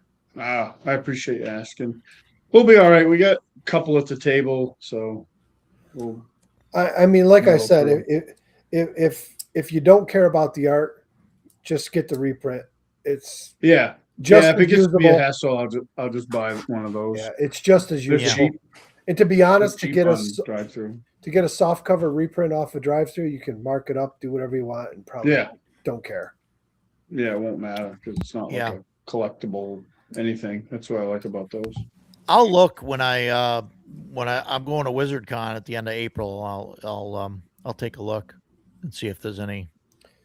I may You know, I may copies be out going to. I'm still thinking I'm going to Concoction with Pete. Just gonna go and play some games. So if I do that, I'll check the flea market too and see if there's anything there. Thanks. Yeah. I got some. Yeah. I'm getting. I don't know what I'm getting, but I got a message because my friends at Gamma. So Mhm. Yep. he's there. He said there was a bunch of Pirate Borg stuff there that was exclusive, so he's grabbing it for me and another guy. And Oh, I have no cool. idea what I'm getting, but So who's played Pirate Borg so far? I've only played in the setting. I've never So- played the actual game. I've played Well, it a I couple played in the times. setting. I was told by somebody that's played in a couple games that it's a fun game for one shots, but he couldn't ever see running a campaign with it. No, it's like any Mark Borg derivative that way, right? Is it? I've never. I would played say- it. I would say that Mork Borg could run short campaigns. I Pirate think Borg if you're definitely gonna could. Pirate Borg, I think if you're running 6 sessions or less, I think a lot of the Borgs could do it. I don't Pirate think- Borg, I think, has a more fleshed out like It does. world and things going on and all of that. So you could probably, but yeah, I think the mechanics of it and whatnot, I mean, would get. I played, you run out of stuff the- in in a the- hurry, I think. in the setting, but we used Dragonbane and we played like 16, 18 sessions, I think. The setting was great. I had a blast. It was Yeah. fun. Very weird stuff and pirate stuff, and I got to play Dragonbane. So Dan Dakota was looking for a second edition Yeah. player's handbook. That's what he was looking for. He was specifically looking for the 89 easily cover yeah, because the other stuff's available. He was looking for one of those. Yeah. Yeah. And Dan's the same thing. Pirate Borg could run a short campaign. Pirate Borg released the concept ship's crew behind you. So if your character bites this, use a justified replacement. Which is great because you could set out on a ship with 30 people and you only need to know who your 4 players are and then Yeah, there's more Fill in. rules. It's got more rules to it than core Morkborg did. I mean, there's like ship to ship Yeah. combat, and there's more. They've definitely added to it, so it's got a little bit more depth to it. But both from a setting standpoint and a rule standpoint, would I want to play it weekly for a year? I don't think so. But I Yeah. could see doing like mini campaigns of it. Yeah. There's some cool classes too. Like there's the one that you can only be like if your character dies. Like there's definitely some neat stuff in it. I think it's pretty cool. I'm interested Yeah. to see like what they do with this Kickstarter if mine ever shows up. That'll be kind of nice if mine ever comes. I'm excited. yeah. I hope it shows up for you. I went back and looked, and I actually looks like I added on the neoprene hexwater mat and punch out naval combat tokens at some point. Cool. So yeah. I don't know. I don't wonder if I added the or did I have the tokens? Did I get those already? In the first shipment? I don't know. My shipment got split up. A lot of I have, people like, 2 use backer those kit things. What was that like a CCG that was not really cards, or it was like the little punch out boats? You guys remember that game? Yeah. I know. Yeah, people use those for Pirate Borg, but it's like the most common thing I've seen for making if you're going to do the boat combat. That's what people buy those on eBay and punch those out and use those little ships. Yeah. Black Powder and Brimstone. Yeah. I thought that'd be good to looked at run that. like a Warhammer style game without having to use Warhammer. Mm-hmm. Yeah, it could be. A lot of things. Let's see. How much do you think the theme has to do with Pirate Borg being more well received than Morkborg? Yeah, People love pirates. Yeah. people love pirates, and I think the Doom Metal thing is like that was short lived. I mean, I am that guy. Yep. like, yeah, it's cool, I guess. Like, but yeah, I mean, there's a lot of people that don't want to play that. So Yeah, we literally walked by the table and I went, ugh. And then I saw Pirate Board and I went, ooh, pirates. Seriously, Yeah. that was my reaction. I picked it up and bought it right there on the spot. It was good to go. yeah. No, the setting is definitely great, and Yeah. the layout is, I think, a lot better than it's mostly readable. But yeah. And it does Yeah, not right. hurt at all that Luke and Tyler are extremely active in the community. Yeah. Oh, yeah. Right. They respond instantly to emails, on Discord. They're very active with it. That helps a lot. Yeah. Yeah, Dan, that's just what I was just kind of saying. It's definitely easier to parse. It still has that same kind of, art style where every page is a different art style, but they made it like actually legible. So yeah, Morkborg, there's stuff in there that you just can't read. And I know people say you can go to the site and you can download the art free version or whatever, but I don't know. Yeah, You I shouldn't have don't to buy do a that. book so that I can then Yeah. be forced to go to another website. So I can buy the Right. version that I can actually read. Yeah. Right. Well, the PDF one is the bare bones PDF is free. I believe the one without the art is actually you can just download it for free. But I get what you're saying. Yeah. No, and Pyroporg is cool. I'd love to run that. Do a short campaign. Yeah, I mean, at least with the original product, that whether you like it or not, like that art punk sort of style to it is like inseparable from the game. Like the just Yeah. reading the Yes. rules, you'd be like, "What the hell is this pile of crap?" Like it's, Yeah. It'd be like, oh, I want to watch Dune, but I want to take out all the weird visuals and stuff like that and just watch it. You know what I mean? They're like, it's like they're the same. Yes. Like that's what makes the product. And it's okay to not like that for sure. I totally get that. But yeah, I think like definitely being like, oh, well, look at the bare bones one like that. Okay. That's going to be boring as hell there's not enough game there to make it a great game for most people. So Apparently you could pay a lot of cash and get a bare bones physical print version. What a deal. yeah. Bargain. Take out the art and charge me more. Okay. Yeah. Strange. Yeah. I don't know. So, yeah. So I guess that, that settles that. What else? I think I've gone through all my games that are good, good for newcomers, right? I mean, I definitely wouldn't start with, first edition AD&D. Like, read this. But I mean, why not? Yeah, Many of us did. yeah, That's but well, see, Mike, I yeah. agree. That's exactly what I Right. was going to say. I think it takes a different mindset, right? I Like, think it takes a DM. You Sure. take a DM that's willing to teach them. Yep. It's not. I mean, I don't think it's that hard to learn. No. There's also very similar games that are much better written than Yeah. those Why games. would you not give somebody OSE? Like, it's not the rule set that I have an issue with. It's like the Gygaxian tomfoolery that, like, your Right. average person is hear not that, going to Roger? be okay. yeah, no, I know what he said. 4 out of 5 panelists agree. That's okay. It's still an amazing system. It's a feature, not a bug. Like it is. it's- I like to go back and read those first edition Yeah. books. I do. I Yeah. also read them in the early 80s when I was a young kid, and I liked it. I mean, I just don't think you could take somebody now and be like, "Oh, you watch Stranger Things? Why don't you read this?" Like it's just not. Right, It's not right. a good gameable product for most people. You could tell them Yeah. you like Stranger Things. Well, this is the game they were playing. This is the game they're Yeah, but it's playing, not. But it's definitely not though. Yeah, right, Right. right. Yeah. No, and I mean, I could see like playing, OD&D or, any of the 6 versions of basic, D&D that they came out with.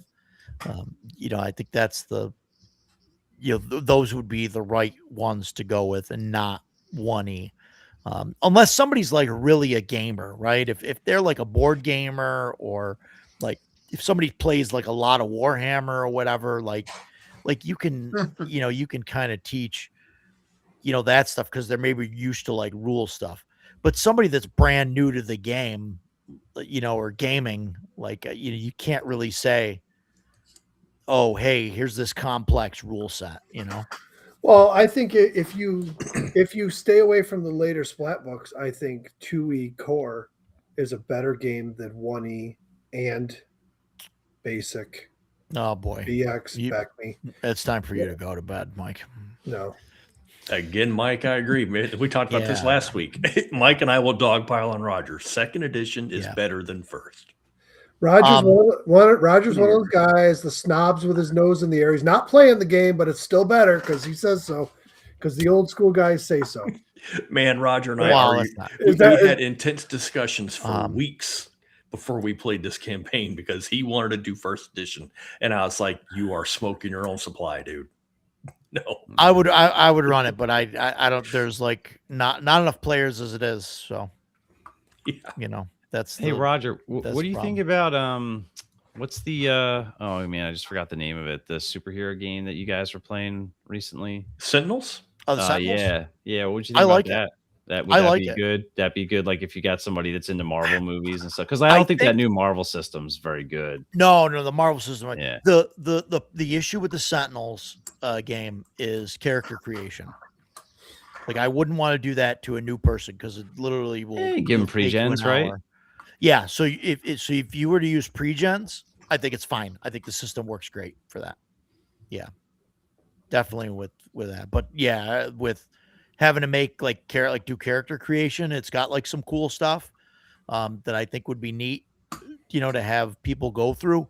But like, somebody new, like I don't want. Like I want to just hand them a character sheet and get them into the game and see if they like it. I don't want to say, "Hey, go through this hours of prep."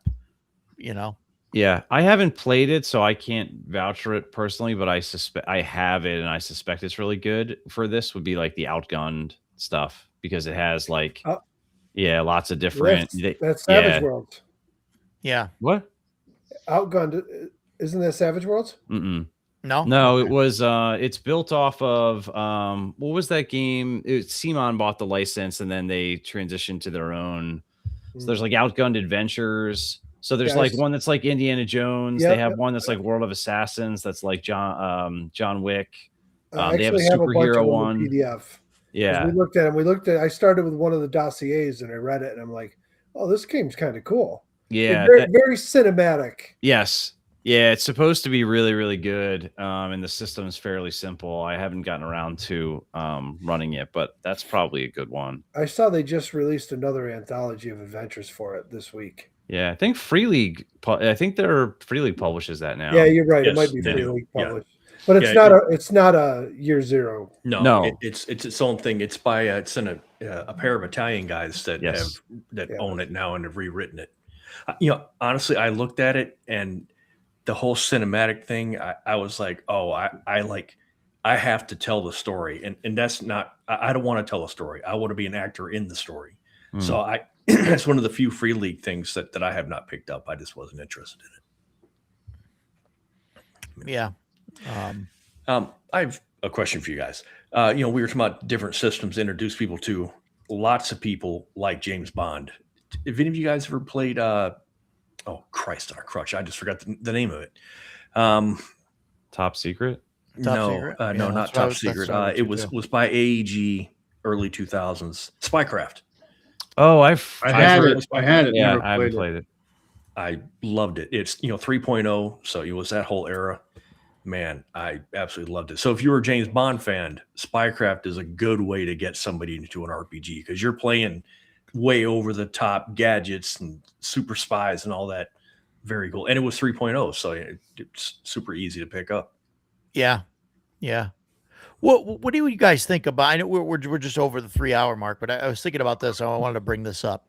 What are you guys thinking about, like introducing somebody new and just doing some just very like simple abstract system, like just getting with a few people together, saying, okay, here's a D20. Don't even give them stats. I knew Right. you were going to say that. Say, D20 like, and index just- card. Hey, you're you're what do you want to be? Like, you want to be, a warrior. You want to be a Jedi. You want to be a priest. You want to be a gunslinger. Like, write that down. You know what I mean? Like, that's your character, right? And you're like, It here's a sounds like D20, and then you just kind of a little narratively bit- kind of go through. sounds like I played like one session of Kids on Bikes, and it was literally like Yeah, the most minimalistic thing I've ever seen. Yeah. And we had a blast. Like, it was great. Like, we had a great time. yeah. Yeah, or Edgelord mentions Easy D6. Yeah, we brought that up earlier. But yeah, I'm thinking about that. Like, where we're like, we don't really need a system, but just kind of go through the motions of it, and then kind of teach people to play by, just like slowly getting there. Like rolling a D20 against the target number to, see if you succeed or fail on something, and go, just go from there. I think that's a good start. But I don't know. I guess some people don't like that because it's not like a rule set or whatever. Yeah, Kids it on depends Bikes on was what fun, people though. like. Yeah. Yeah, we had a blast. I think it depends on what they're into, like, if you're into, like, because some people do like heavy or mechanical games, and that's fine. That's what they're into. That's not what I'm into, but yeah. So they may not like it because of that, that there isn't a lot there for them to wrap their heads around. But other Yeah. people that are a little bit more, maybe, just not into that, they can roll with that and be like, oh, this is great. We're doing this. And so it's kind of like I played a 10 Candles, if you've ever played that. Yeah, we played that. Very narrative. I don't mind it. game. I don't mind it. I mean, it's Jason not liked it. it's not anything you're running a campaign with, but it's a very obviously narrative improv game. I mean, the guy running Yeah. the game, he gives you the open scenario and he has nothing to do for the next 45 minutes. But we had one guy in the group that he'd showed up. It was at the game store. He had showed up to play, I don't know, D&D or whatever, but there wasn't enough people, so he jumped in with us, and he struggled with it because, like, being put on the spot like that, as you go around the table with, oh, what do you, what's your response, whatever. But everybody else, like, dove into it. And some kids, guys I play with that have kids that bounced from D&D because they didn't like it after a while. They loved it. They my friend Chris ran it for them. They were camping, and he ran it while they were, one night, and they freaking loved it. They loved it. It's the only game, actually. And the thing with kids, I won't go into. I don't want to spoil anything, but there's something in that game that you do at the beginning and at the end that really, like, struck me. I'm a big horror fan anyway, so I was like, oh. And my wife doesn't play games, and she'll always ask me, like, oh, how was the game? And I was like, oh, it's great. And that's all I ever usually say. That hit me, and I was like, I got to talk to you about this, because this was like freaking awesome. Like, it just sold it. The ending sold it for me. Like, I was like, holy crap, it's great. But yeah, I mean, it's all going to come down to what they're into. If you got It's kids that are just more imaginative, that just want to, make something out of nothing. Those games, I think, are a very light system is great because they don't need that stuff. I'm not really sure where my gaming's going to go because, like, right now we're playing Shadow Dark and I'm having fun with it. But I could tell you, this has been brewing for quite some time now. I am so freaking bored with standard medieval fantasy right now. I need to do something different. That's why I have these other games, but we haven't got them to the table yet. That's why I'd like to try Star Trek. That's why we tried Star Wars. That's why I've got The Walking Dead sitting there, Twilight. I'd like to try other games. Delta Green. I brought up the idea with them of Call of Cthulhu because Delta Green, I really, really like it, and I'd like to play it. But something about Call of Cthulhu and the setting and the time period, I think could be a lot of fun to run. I've had a lot of fun playing it. No Daggerheart. I really liked the Western Call of Cthulhu that they did. I played that at cons a couple times, like scenarios from the actual thing, and then I've played at Gen Con. Somebody had like a as their own adventure that they set in that world that was also really, really good. Are you talking about Weird Frontiers, or is it? No, a it's Cthulhu? Call of Cthulhu Chaos, has yeah. what's it called? Down Down Darker Darker Trails. Trails. What is that? Oh, what- okay. Is that a Chaosium one or is that Yeah. a third party? Chaosium. Yeah. Yeah, they did a setting book and then they did like a campaign. 'Cause you have other ones that are like Pulp Cthulhu, I think. And Yeah, this isn't pulp though. It's sort of like they're, they do like Cthulhu by Gaslight. It's like Yeah. it's just a set. That It's looks just good, set. too. Yeah, it's just Call of Cthulhu, just set in the American West. Cool. Yeah, I think it's actually pretty cool. so if I wanted to try and get them in the Call of Cthulhu, do I need to buy anything besides the starter box to get going? Nope. No, Starter box is fine. Start Yeah. with that and then the free downloads and go there. Yep. Because they've got a free quick start. Well, Yeah, shit. starter box Push is them good. right into Yeah, Masks Starbucks of is Nyla nice. Thorpe there. Yeah. That's Push a them right freaking into Masks of Nyla Thorpe there. world spanning campaign. I'm not going to start a 1.5 year long campaign right from the get go before I know if they like the Probably system. more than a year and a half, brother. That's You can do it in a year. I did it. We did it in a year. But I will tell you what I absolutely love great. about both Delta Green and Call of Cthulhu. When I look at the books and I look at the amount of handouts, and I'm like, I will gladly swap minis and terrain on my table for more theater of mind and handouts. Like I can't remember the name of them. There's a company that they do. It's not Chaosium, it's somebody else, but they have like this whole box set of the handouts for a Mass. bunch of stuff. But Mass Yeah. is one of them, and that was the only downside to our Mass campaign because we played it during COVID, so the majority of it was online. And my keeper, my friend Kirk, he had that, but we didn't really get to use it a lot because we were playing remote.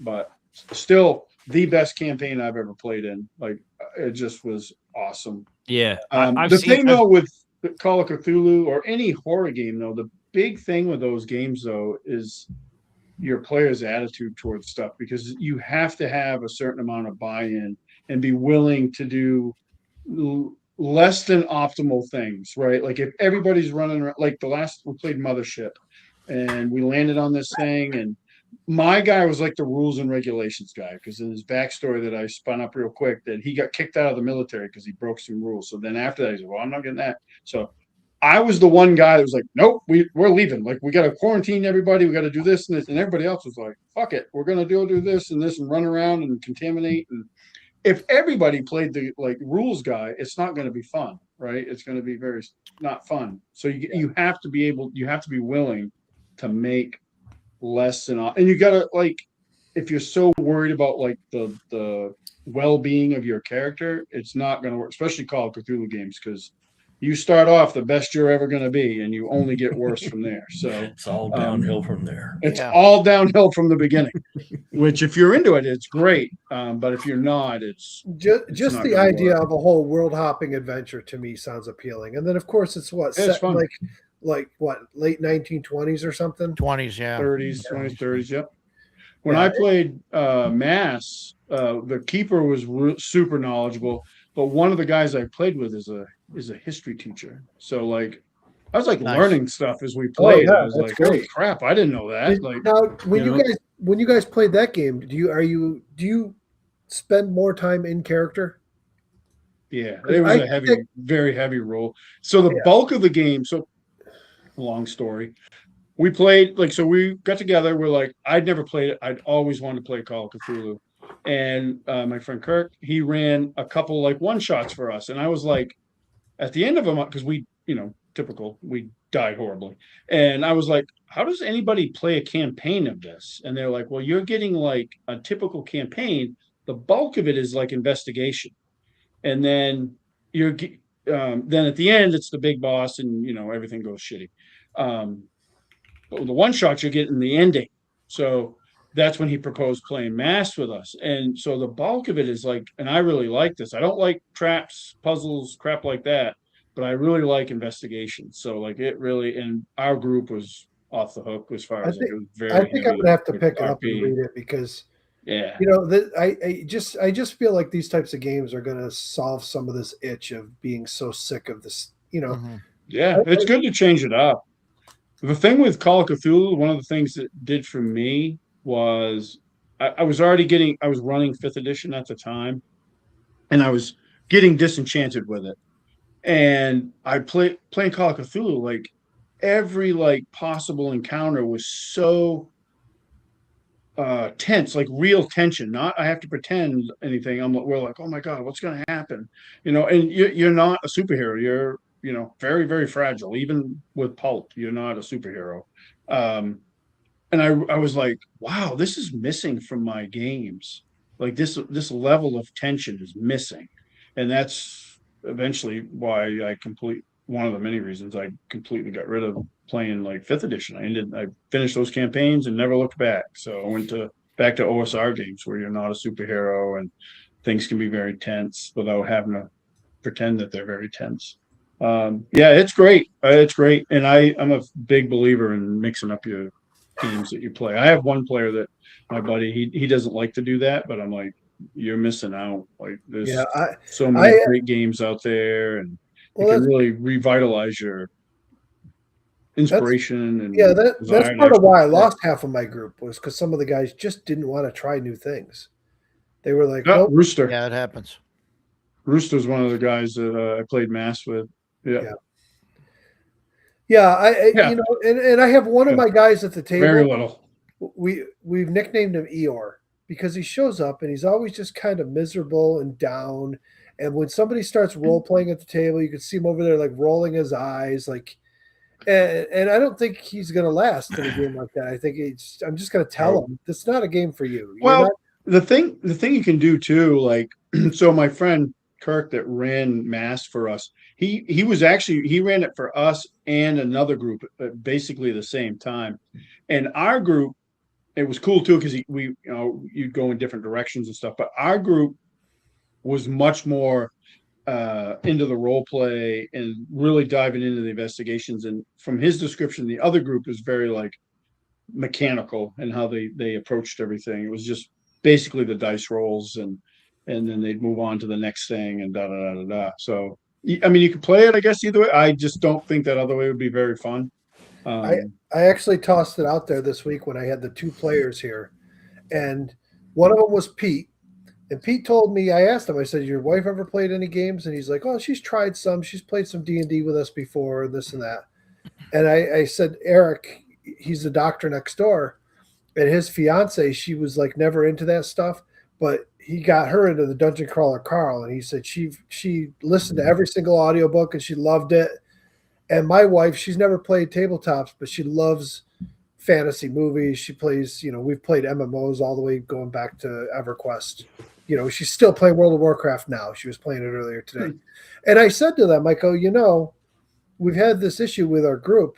I said, if all 3 of us just brought our wives to the table and played something like Call of Cthulhu, I bet we'd have a much better game. Because first of all the guys are going to be on better behavior with the wives around. But I think it would bring a different dynamic. I know with our D&D games, we never wanted to. It was like, no, this is our time. But now I'm like, I don't know. I think it might actually be fun to mix it up that way. Yeah. I don't know about your games, but my games, with the exception, we used to have this girl, Jeannie, that was in our group for years and years, but she's not around and doesn't play anymore. And it's just been a straight up sausage party for years. Yeah, my wife used to play with us, and she's kind of like burnout. We played a lot.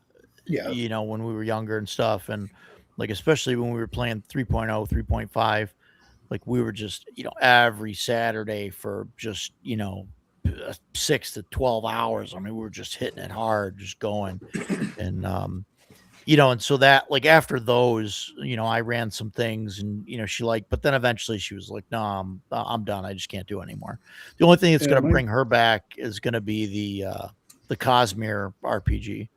Cause she reads a lot of Sanderson. She likes those books.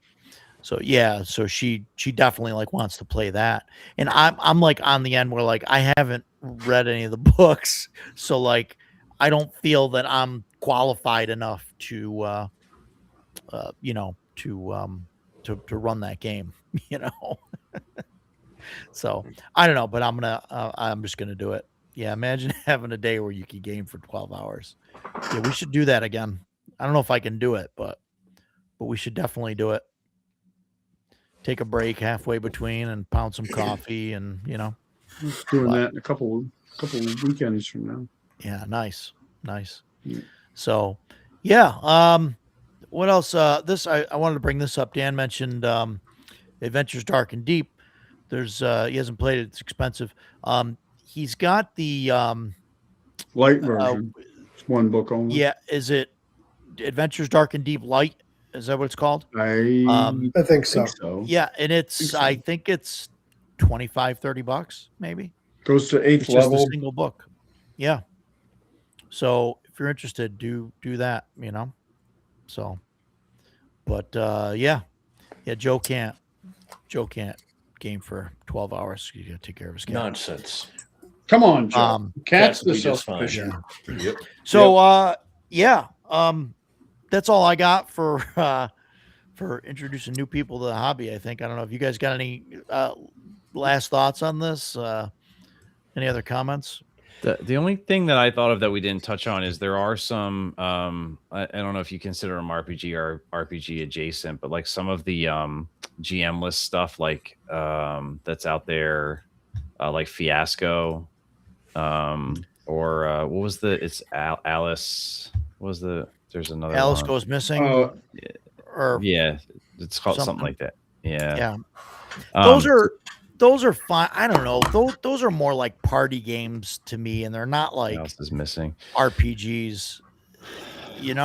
They're like in between products, so they can function Yeah. as like bridge products to some degree. I don't disagree with you. There's other sort of fancier, Alice is missing. There's some other fancier sort of narrative storytelling games like Fall of Magic and stuff like that, which are similar. They're just super expensive. Those probably aren't for me. I suspect they're not for most of the people on this call, but like they can be sort of an interesting bridge product. What's So there's a that, whole group of products like that. What's that map drawing one? I played that. That was fun. The Quiet Year. The Quiet Quiet Year Year. is similar to Fall of Magic. Yeah, they're like Yeah. those. Yeah. Mhm. Yeah, it's interesting, but like you need like the right people to play that. Yep. Like I don't know, like that's a very small subset of people that want to play a game that's about drawing a map together. Yep. I don't know. I mean, maybe we should try it with the group at some point. I see certain people at the table that wouldn't enjoy it at all. Ducato, you running any games in Central New York? Evening? No. I don't even know if I'll get a chance to play. It'll depend on how the old vending table goes. Yeah. Yeah, man. No, it's gonna be great. CNY is gonna be awesome. We're over full on vendors. Starting to have to turn some people away.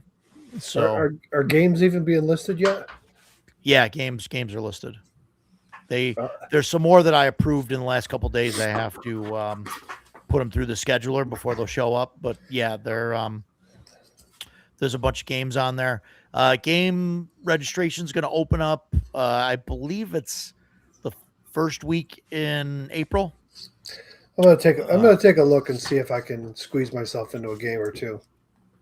Yeah, absolutely, sure, that'd be fantastic. I don't know. And I know there's like a lot of people that are, well, not a lot. There's a few people that are coming that are planning on running games with people that they know online and all that stuff. I think Double D is planning on running some games that I don't know if he's going to put them on the schedule. I think he's just going to run them for some of his fans and stuff that show up.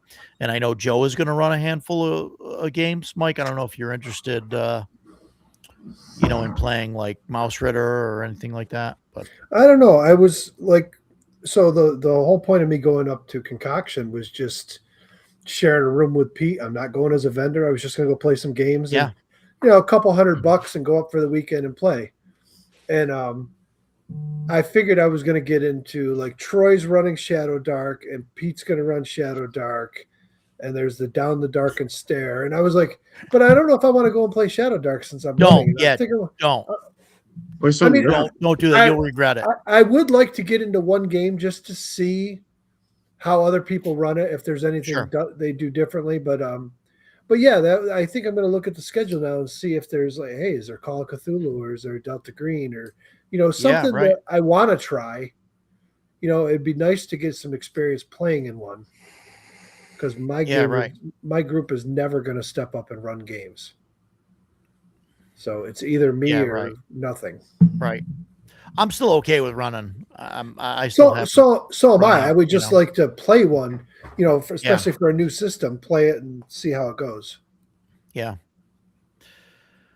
All right. So we got any final thoughts on new players in the game? We're almost at the 3.5 hour mark. Nobody going once, going twice. Next week, Matt Tapp, Barrows and Borderlands. He's going to be on talking about his grand campaign. Looking forward to that. Going to get some ideas and stuff from him. And who knows? Maybe I'll end up running a Barrows and Borderlands game. We'll see. We'll see what happens. But yeah, so that'll be next week. We will see everybody next week. We'll see you guys on the other side. Thank you everybody for coming. It's been fantastic. So everybody take care. Bye. See ya.